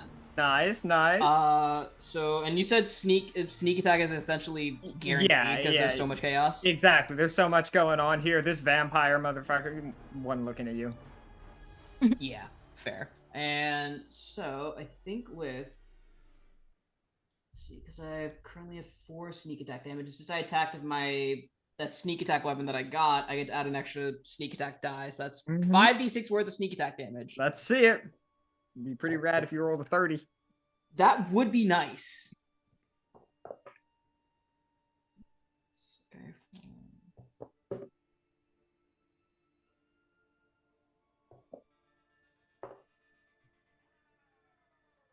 So it's 14 sneak attack damage plus the 13 from the original rapier, which is 27. I know how to do math. That's that number. All right, yeah, you put a solid dent in. This vampire is, while well fed, heavily injured. You get the sense that this might have been one of the longest standing individuals up here, and he's got some durability, but you put in some work. At this point, you all sort of take random blows in the chaos, or at least random blows come your way. Eris, we will continue to start with you. A 9 does not likely hit you. No. 9 does not likely hit Zahir either. And a 3 does not likely hit Vesper. Y'all managed to, using your supreme powers of evasion, dodge some rather ugly hits coming your way. The orb continues to lower. It is now maybe 7 or 8 feet off the ground. the crowd continues to thin as the red presence escalates the instinct for violence. Swings become more frenzied. It's almost as if everyone is gradually losing their self-preservation instinct. Blood for the blood god.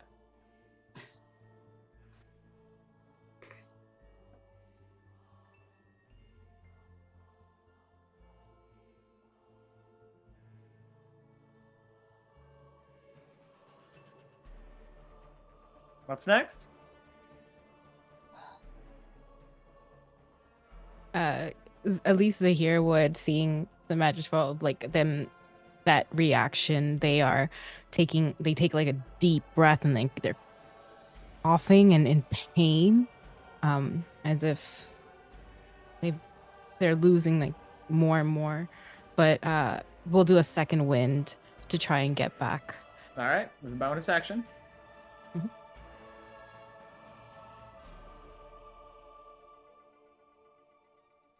Oh, it's 10. Thank goodness.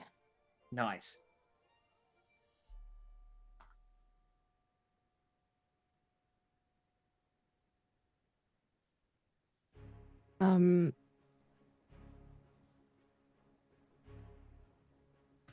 They will, with that, they will like reach for their longsword, their sword that they got from. Yeah. They, and I haven't been doing this since like level 5, which that's my fault, but they have Thirsting Blade, and thank you for making me look into my invocations, because Absolutely. I was like, how did I not remember this? And they will attack the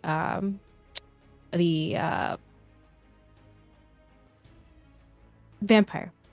Absolutely. You make a mad dash to the vampire that Eris is engaged with.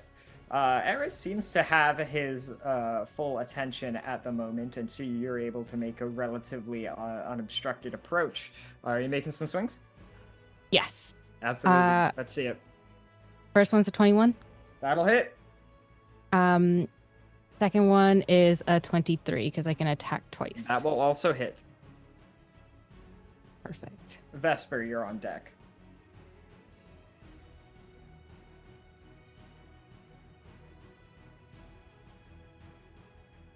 The angels keep watch.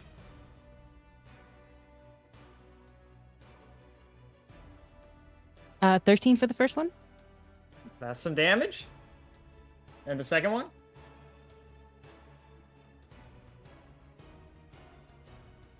Okay, the 11. 11. All right. The crowd is roughly a third of the size as it was when you got up here. Vesper, what's your move? I feel like Vesper has this arrow knocked, and he's aimed at some poor fucker's head, and he just has this like moment of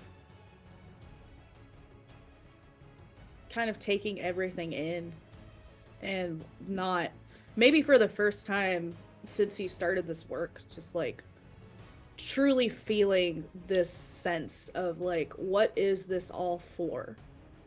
What is the point? Even if I could kill everybody up here, it probably won't do anything. He thinks to the nature of what Zenith is and what his religion is, and all of the faiths that have intertwined and everything, and for a good long second he really wants to take that pact plea. But fundamentally, I think he thinks that like, if I'm going to die up here, then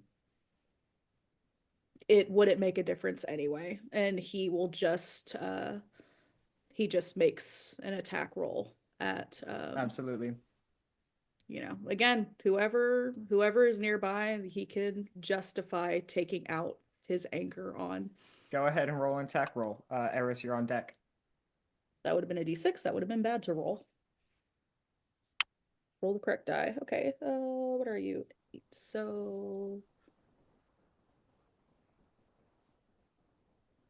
17 to hit. 17 to hit? Sure. Cool. And I'm just gonna roll all this shit together. So d6. So awesome. 5.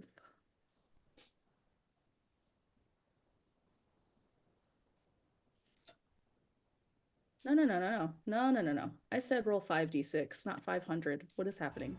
It was like 45? No. I wish. Okay, 16 damage. 16 damage. All right, 16 total? Yes. All With right. sneak attack and everything. Excellent. Very good.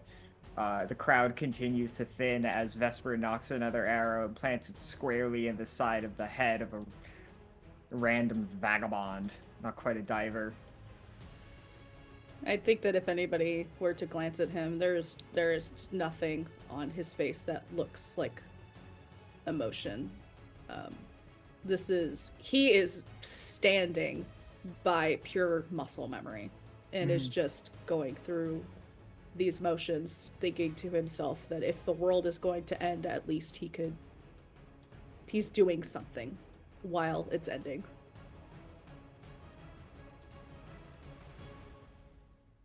Eris, what's a move? The red presence and the various miscreants who are up here continuing to fall. At this point, it's really just y'all and the vampire to be concerned about. Yeah. Honestly, second verse, same as the first. She's going to launch another offensive against the vampire. Absolutely.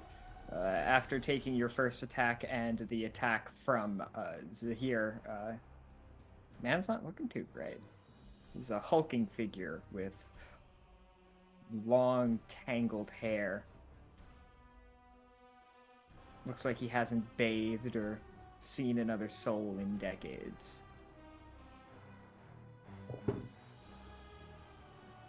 Okay. That is a 16 to hit. That'll do it. Alright, perfect. Let's roll that damage. Now, I know you said the crowd had thinned out. Does that sneak attack bonus still apply here, or no? Yes, because Zahir was also making melee attacks against us. Right, okay. Ooh, not the greatest for rapier damage. Only a 7 that time. All right. Rolled a 1 on that die. Love that. But let's see if we can make up for that. 1, 2.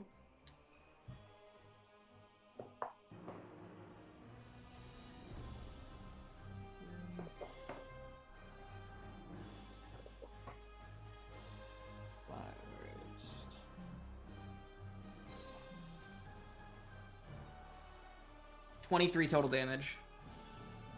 How do you take him out? With Zahir sort of distracting him with his recent attack, I think Eris will almost sort of start priming herself and getting in almost just like a fencer's lunge kind of stance before not just performing one stab. She's almost being fueled by the rage that's both the red presence is giving her and what she's feeling inside for watching her friends just get, yeeted off the getting killed and yeeted off the side of a tower. So she starts immediately thrusting multiple times, almost essentially turning this vampire into a very bloody form of Swiss cheese. Excellent. Very good. You stab and continue to stab as thick, old blood oozes from outside of this creature. He begins laughing maniacally. What's another death? And he collapses. He bursts into dust and is swept off somewhere else. Not truly dead, but certainly not here. In short order, the crowd disappears. and you are left alone at the top of the magisterial tower. The orb, the red presence, whatever, is now hovering 2 to 3 feet off the ground. You hear a snide giggle come from a spiral spike that adorns this tower. I'm so glad it was you. You see Caroline perched on a ledge, wearing impeccable robes of black and gold, a crown of golden thorns pierced into her head. She bleeding. Hello, old friends. It's good to see you again.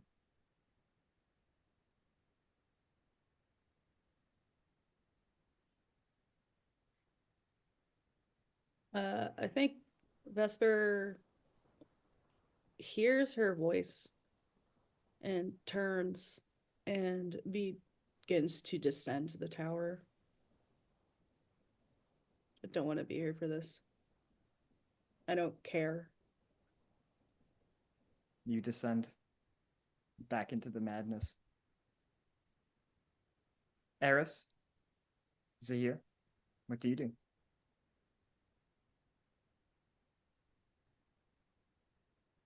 Well,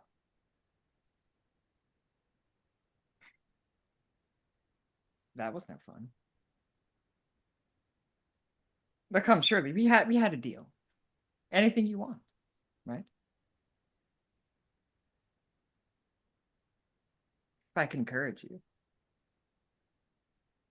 go on. Touch it. One of you. You could try both at the same time. I don't quite know what would happen.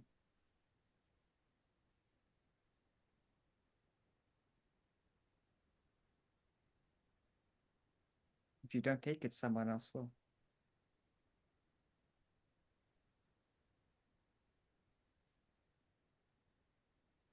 Hearing Caroline's voice, Eris just slowly turns to her.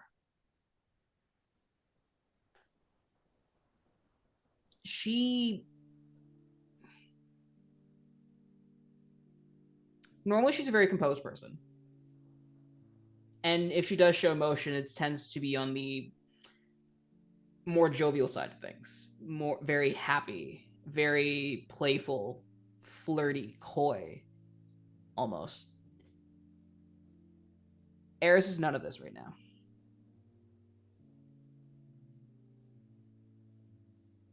She doesn't really show it with her face, as she's just trying to remain as stoic as possible. But if Caroline could look inside her eyes, it would be the very definition of if looks could kill.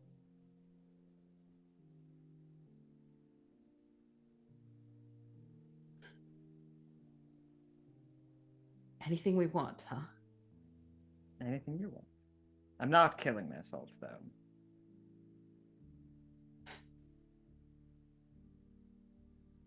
Good, I wasn't going to ask you to. I'd hate for you to take the coward's way out.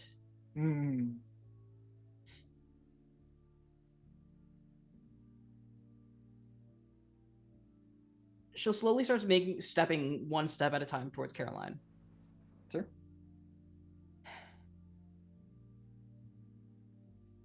So sort of look at Zahir while she's doing this, seeing if he's going to do anything.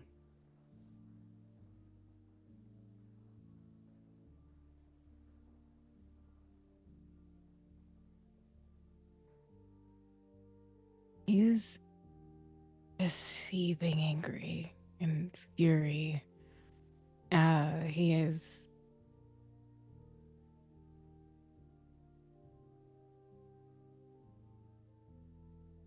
calculating in his mind what would be enough and what would be worth losing Grace and losing one person that meant so much to his friend and someone he just met, and just wondering what would weigh equal enough in his mind. And every time he thinks of that, Kamar just like punches harder in his chest, punches harder. And before, they were always against each other, always two sides on a coin with like edges that don't like come together. And he, for the first time, feel it. Every single time Kamar punches inside, he feels like him like twitching to plunge this sword straight into Caroline. Every time he feels the anger from Kamar, it's thinking like two heartbeats coming together over and over. And he wants to make Caroline pay, if that is enough. And would it be enough? And seeing Vesper climb down the tower and descend away, it's like, if that is the right way. But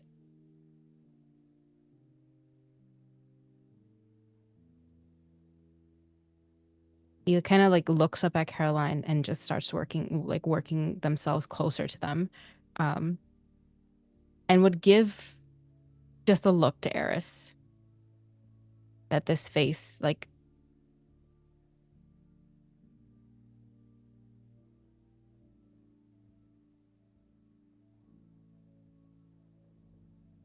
I don't know what he would say, honestly. He's just angry.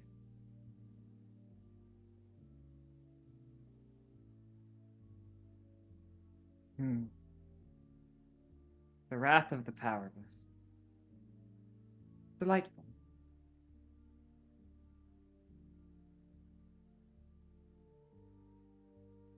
This can go one of two ways. You can accept what I offer you, or you can die.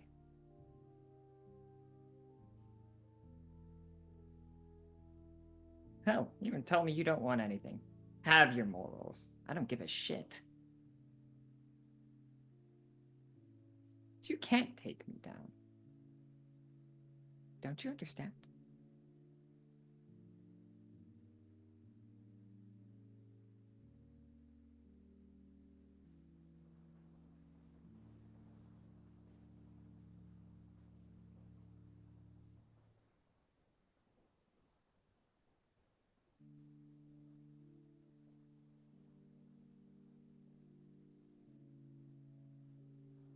You hear the roar of the crowd grow louder as people continue to ascend the tower. You don't have much time left. Vesper, in your dejected, unarmed state, you walk in a trance past the mad and the desperate, unimpeded.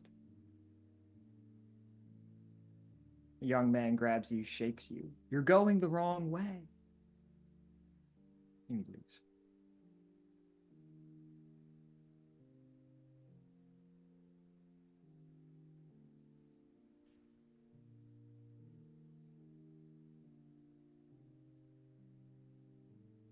Honestly, I think that he might grab whoever that was by the collar and shove him off the side of the tower. You grab this poor son of a bitch by the scruff of his shirt and fling him out a hole that was punctured into the side of this tower. He falls, a look of ecstatic shock on his face.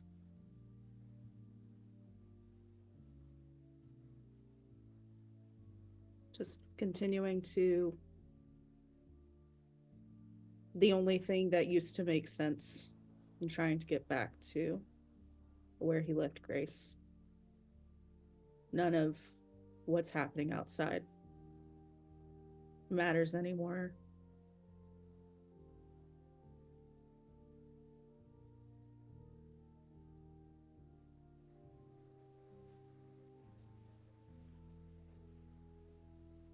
But I think for a second, godhood sounds amazing right now.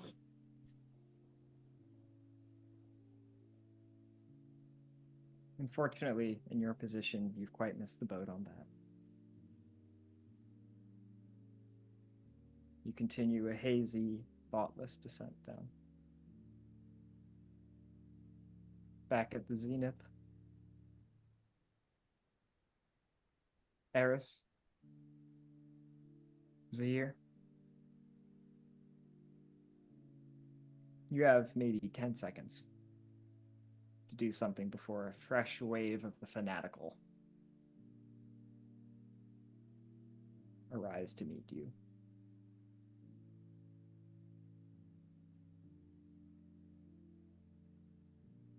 Before, like, the wraps of Kamar kind of come out, they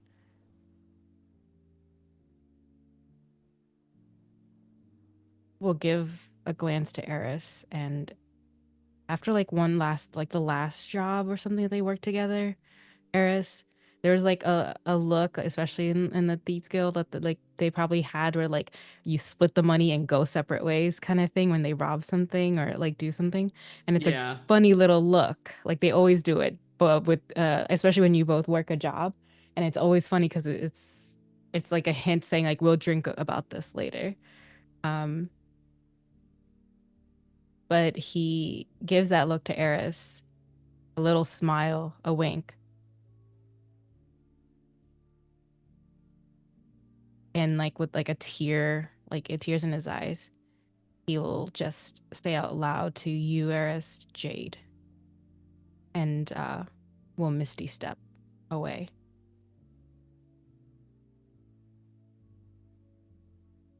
It's his last treasure. He's gonna get out alive. Very good. Eris, you stand at the top of the world. For a brief moment in time, you're the most powerful person in existence, or you could be.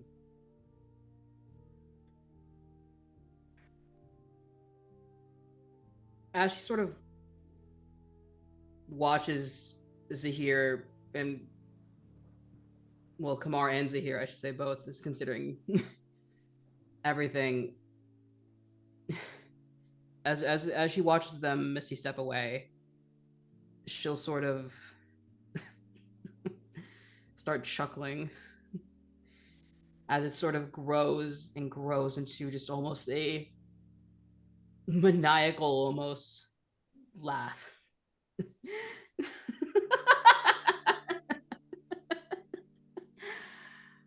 Oh. He really did figure it out at the end, huh? Huh.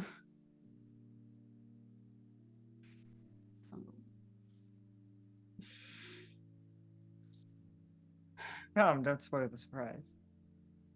Oh. Just the insane ramblings of someone at the end of it all.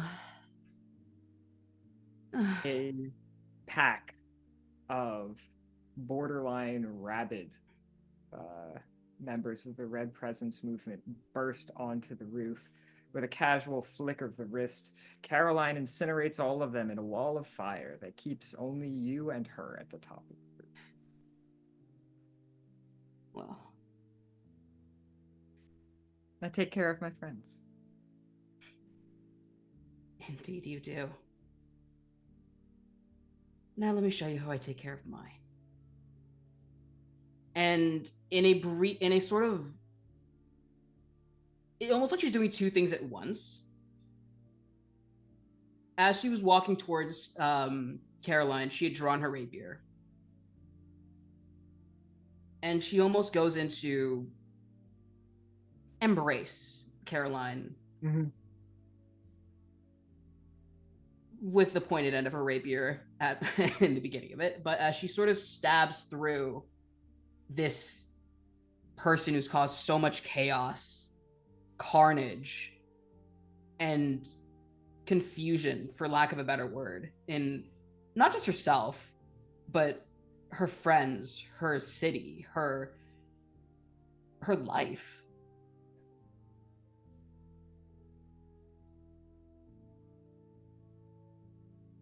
She does agree that she does have a point when it comes to this power. She could do anything she wanted with it.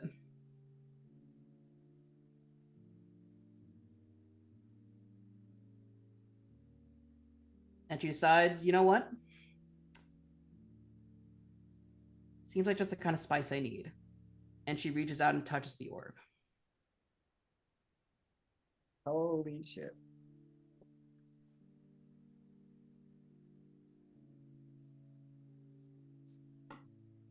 With one hand gripping your rapier that is lodged firmly inside of Caroline's gut, she begins to laugh. She gently takes your hand and begins pulling the sword out of herself. It is at this moment when you take your other hand and extend and grasp something greater, something more.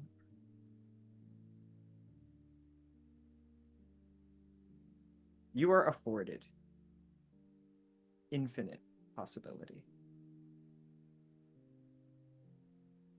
You can do anything. What do you do?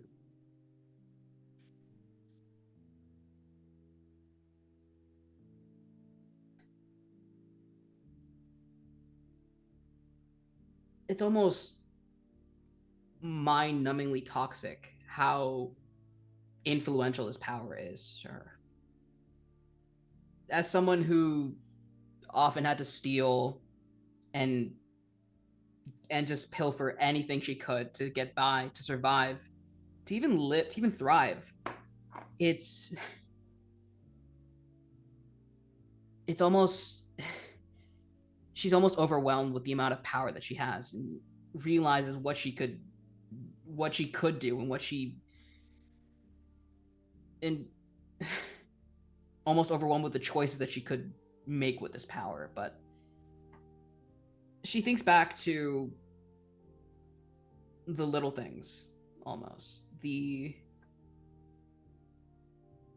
things she did, the smiles that she had, the smiles of her friends, of her family, her Vesper's family, Zahir and his family, and just all of that. She's reminded of why she sort of started going on this path of stealing in the first place, to not just make her life better, but to sort of give others a little bit of a chance as well in her station.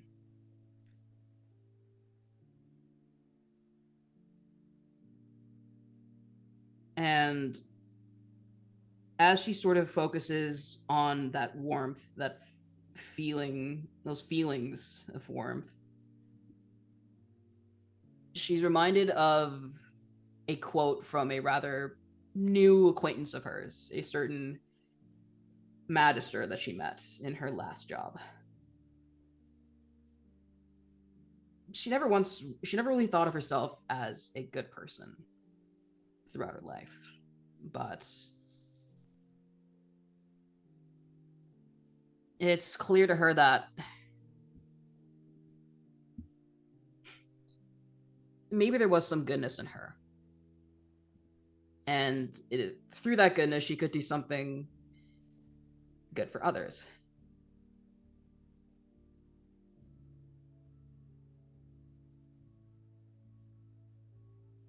With the tears streaming down her eyes, she'll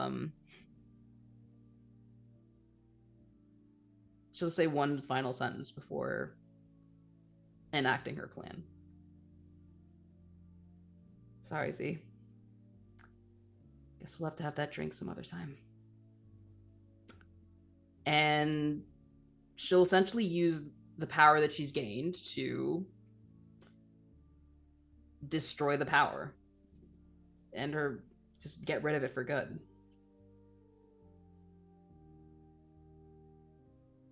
Nice. I like it.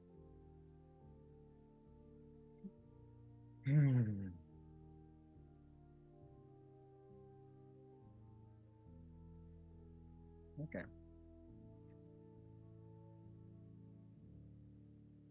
You know what?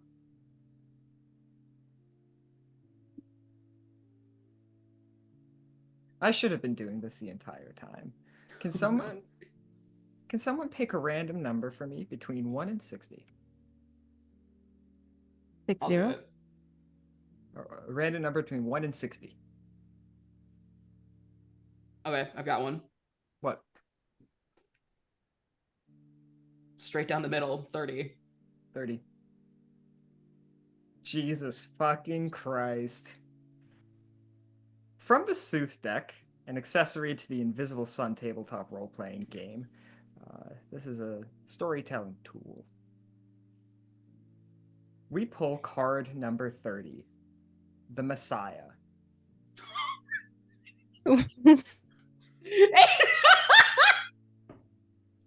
Value 7. This is a card of visions. It means change, salvation, and familial love. Many fear change. Others embrace it eagerly. Often, not always, but often. Those who fear it live happy and satisfying lives. And those who embrace change eagerly do not. In other words, change is a salvation that not everyone needs. The Messiah is the defender of the Visions family. She defends by changing the things that threaten or menace. As a defender, the Messiah is particularly concerned with families and the bonds of love that exist there.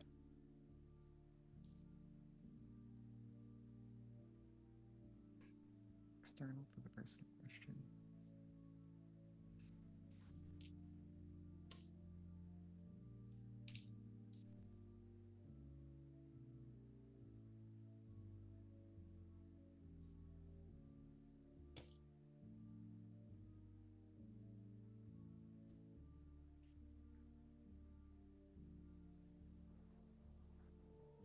You reach into yourself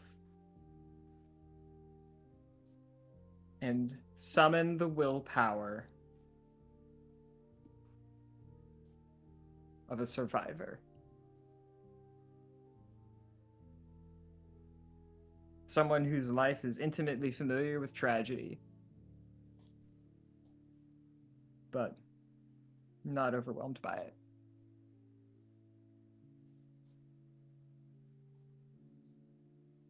You reach into this raging, roiling, chaotic inferno inside of you of power and ecstasy, and you crush it like a bug.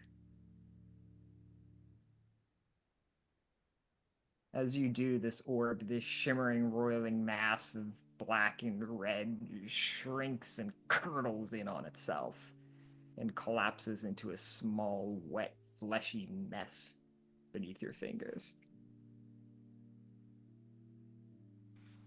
But not before that power courses through you and incinerates Caroline from the inside out. What was at first a sly, sarcastic smile as she gently took your hand to extract your sword becomes a pained grimace and then a twisted scream as she falls to her knees and burns to ash, the only thing left of her, a golden crown of thorns.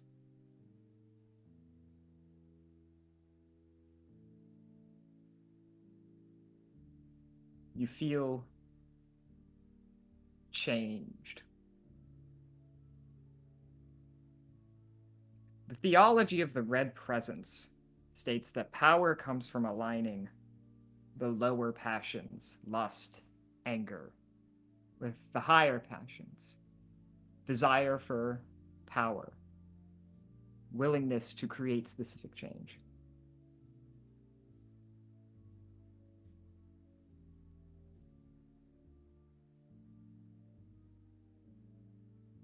You've done that, in a way, but spun it back on itself and crushed it.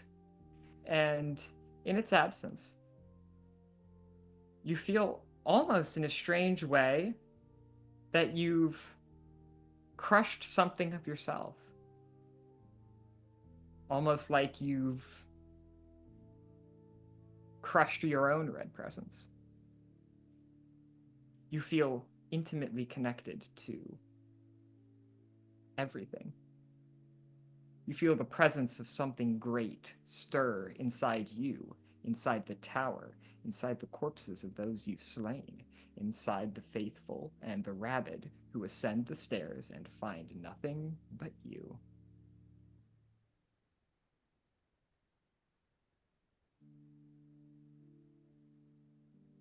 What do you do?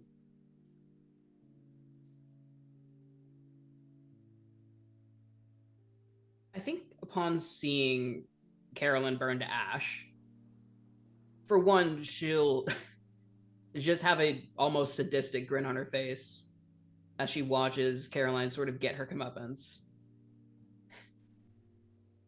Not even really offering any sort of witty phrase or snarky comeback. Just a simple good riddance before picking up her crown of thorns.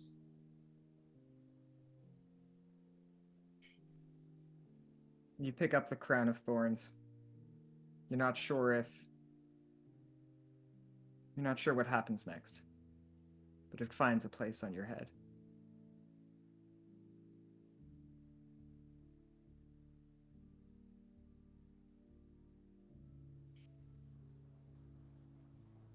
She feels the crown place almost find itself on her forehead. It almost feels strangely natural for it to be there, but she doesn't mind it, really. As you continue to descend the tower, nobody really trying to dissuade you or stop you. They're too confused and stunned by what's happened. You feel connected to them, and in a sense, you feel they are connected to you.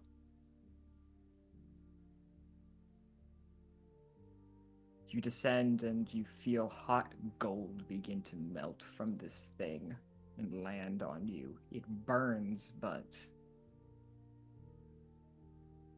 it almost doesn't matter.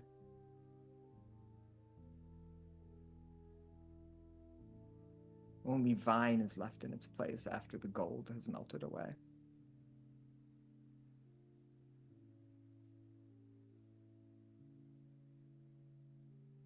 You descend from the tower.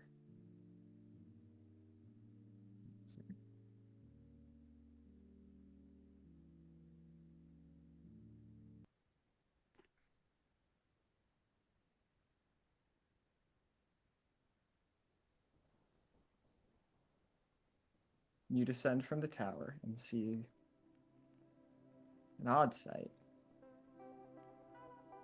You see people beginning to emerge from their homes as the red melts from the sky and reveals a cloudy but vibrant blue. You see members of the church come out and begin to tend to the wounded. You see divers pouring from miscellaneous alleyways holding captured Red Presence members. You see the mages and magisters pour from the tower and begin repairing broken structures and lending their aid and knowledge where they can. You see it all, you feel it all. You know it won't last. But for now, it almost feels like enough.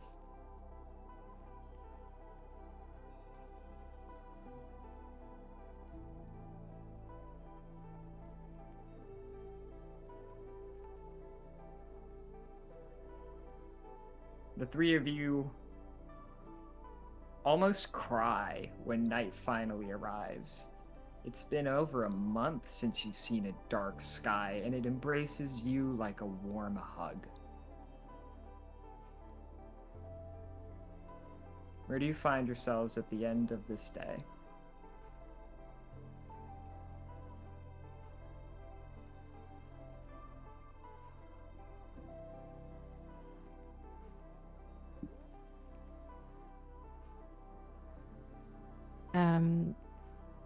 if they could get back in time holding his daughter. Absolutely. You make a mad rush to the city gates, you grab an unattended horse and take off. You make it to the northern gate where your wife and child would have left from, and you probably make it to them at sundown or so. They run up to you and embrace you. Vesper, Eris, what do you do?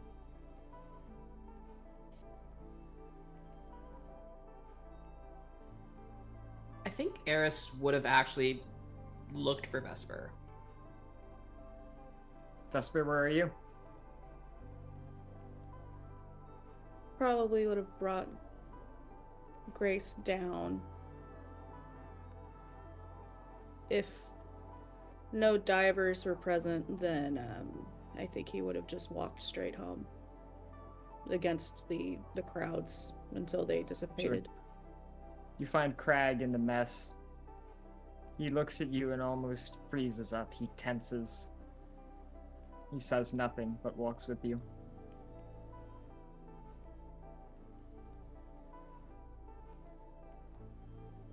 Just heading to the wherever his parents call home. Sure. Let's say you run into Eris on the way. Hey.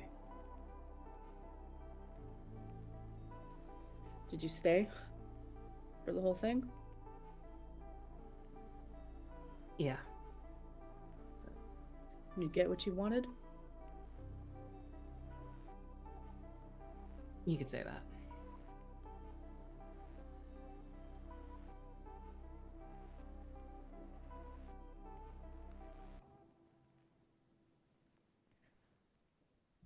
Well, forgive my abruptness, but I have a sister to bury.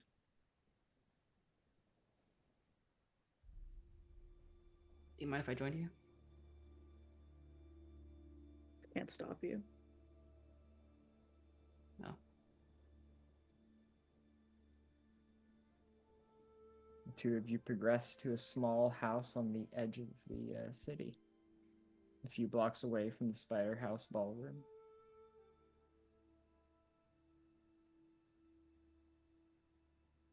Vesper, you open the door and present the body of your sister to your parents. And goddamn, that's where we will end our tonight's episode.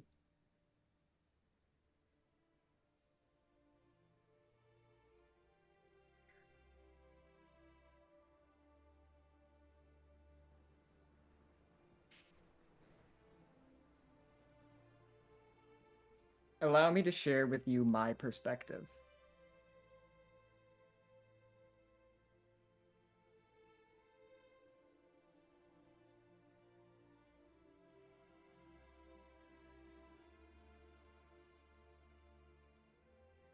Man, they first took me to church when I was a kid, and I feel like the church grabbed me by the chin and forced me to look up. And even long after I left, I haven't been able to look down since.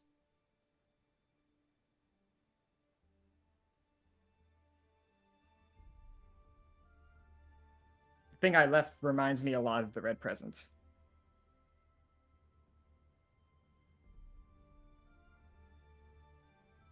The thing I'm still looking up at doesn't really anymore. It's the thing that makes the whole greater than the sum of the parts.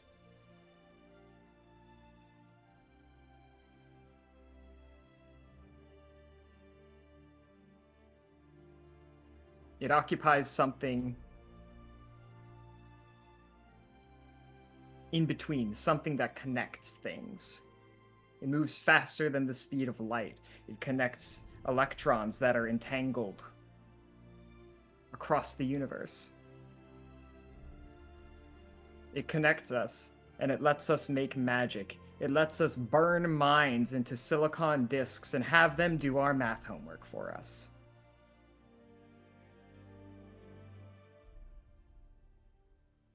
It lets 4 people come together to tell a story that no one of them could have on their own.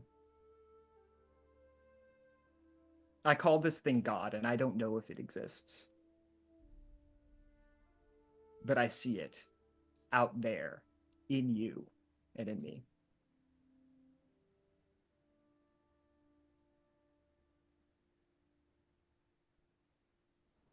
I look directly above myself at the zenith in the sky, and I choose to believe something is there, and I spin stories to find new angles to look at it. I don't know if it's real, and I don't really care. But I guess that's what faith is.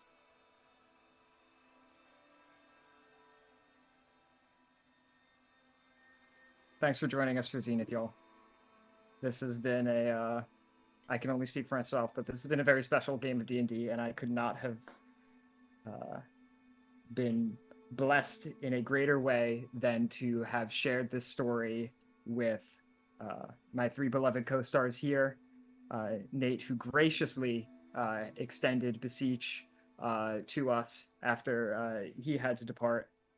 I'm grateful for Mer, our tech runner, who produces the show live and who keeps this train on time every single night.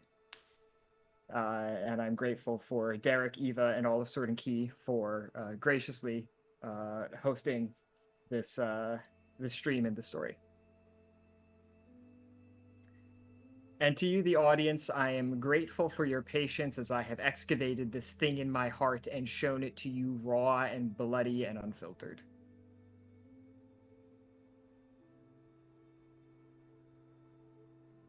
This might sound weird, but in some way, I love y'all.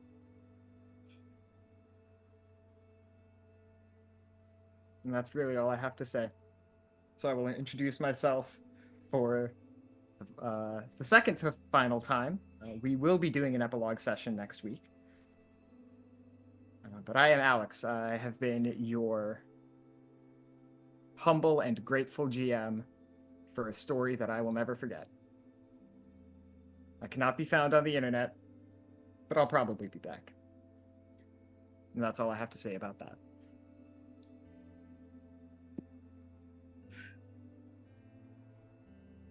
I could probably go next.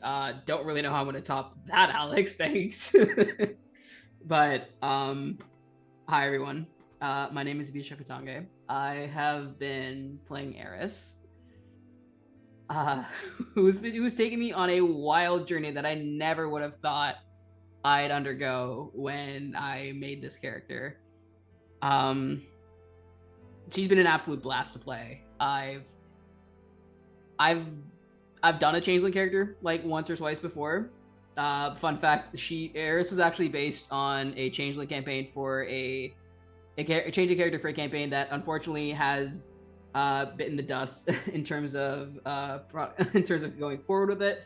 But she was a changeling bard who would always change her appearance and constantly just fuck with the rest of her party members. But I couldn't not try that out in this setting when Alex proposed it to me. So hats off to him for weaving this wonderful story, and hats off to the rest of my co-party members for just being amazing. Honestly, like they're easily some of the best players I have been at a table with by far, and this has been one of the most memorable shows I have been in for for words for literally all the time I've been in APs. Quick stuff out of the way. You can find me on Twitter at neon_Raiden. Same with Blue Sky, just neon Raiden, no underscore this time. I am also on Instagram at Abhishek _VO. I'm a voice actor who likes talking about Tokusatsu. Huge Tokusatsu fan, so any big fan of Kamen Rider Gov at the moment. So fucking good. Yeah, if you ever want to talk Tokusatsu, APs, anything like that, please feel free to message me or just anything like that. I really do appreciate it. Yeah, I'm not gonna take up much time after that, so I'll pass it off to someone else. Hi y'all. I'm Mozz. I also was so happy to join in this because everyone had like amazing ideas for what this would be like, and I also wanted to be a wife guy, but told them that I wanted to play a character who is essentially against the system that he's never ever like like won against. And a patron came up to him and said, why not have a little bit more of, power? And using the faceless background, like it's a character that is my favorite character, and this table allowed me to use him again from another campaign that also did not continue, sadly. I hope it does, but it can't top this, sadly. I love this table. I've become I'm learning so much more from Alex, and like just this table, just as a performer and a GM who loves narrative and motion and these themes. And I agree. I am so grateful that y'all included me in this table. It's my first time, and I will cry after this because my goodness, I am an emotional baby. But I will also do it because I will miss this table and want to hear everyone's thoughts and like everything like constantly. Like I literally just want to send messages to Alice, be like, what music would you put to this scene? And might spam him afterwards on that. But this has also been one of my favorite games, and I thank you, my party members, Sorting Key, Naraneva, and like everyone here at chat for donating, supporting, and being part of this as well, because I won't forget this anytime soon. Zahir and Kamar won't forget this anytime soon. Yeah, thank you for having me at this table. You can find me on all the stuff, Mozzarella. I voice act and run like games as well over at Starcrawl RPG. I love emotional stories and like role playing all of it. So same themes like this. I don't know why I like the sad stories, but I like it and it's good. And yeah, I'm gonna cry after. Handing it off to you, Seth. See, if you were a real AP, you would cry on screen like I did multiple times this session. It's fine. It's part of games, and it's part of Alex games in particular. It's been a day, so I was like, I'm just gonna cry. It's fine. Hi, I'm Seth. I have been Vesper, and since we're sharing character creation stories, I believe I sent Alex a DM saying something like, I don't know, I want to be a sanctioned killer for your church, and he was like, fuck yes. And that is how Vesper was born. So didn't really get to do a lot of that. Everything that happened to him has just been so out of his fucking like out of his wheelhouse in every way, shape, and form, and I would not have it any other way. Every game I play with Alex, I tell him, kill me if you can, so I'm very glad to have another tally mark in the you failed column. I want to play this game forever. So that's a problem. Because I have to somehow figure out how I'm going to say goodbye to it next week, but I'll worry about that later. As far as other stuff that I'm in, I'm not in anything else right now, but y'all know where to find me. I be in the same server that y'all be in.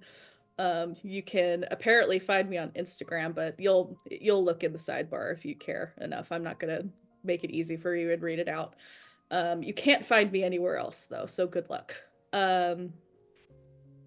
I have too many thoughts about this game right now, so I'm probably just gonna save them for next week.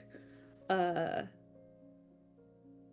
I'm gonna save them for next week. I have nothing but the utmost praise for my fellow cast members, and of course for my GM, and for our tech person, and for the channel, and for our guest people who joined us. And this has been a very wild, very, what's the word I'm looking for? A very affecting ride, a very twist of the knife in my own trauma ride that I would not have traded for anything else.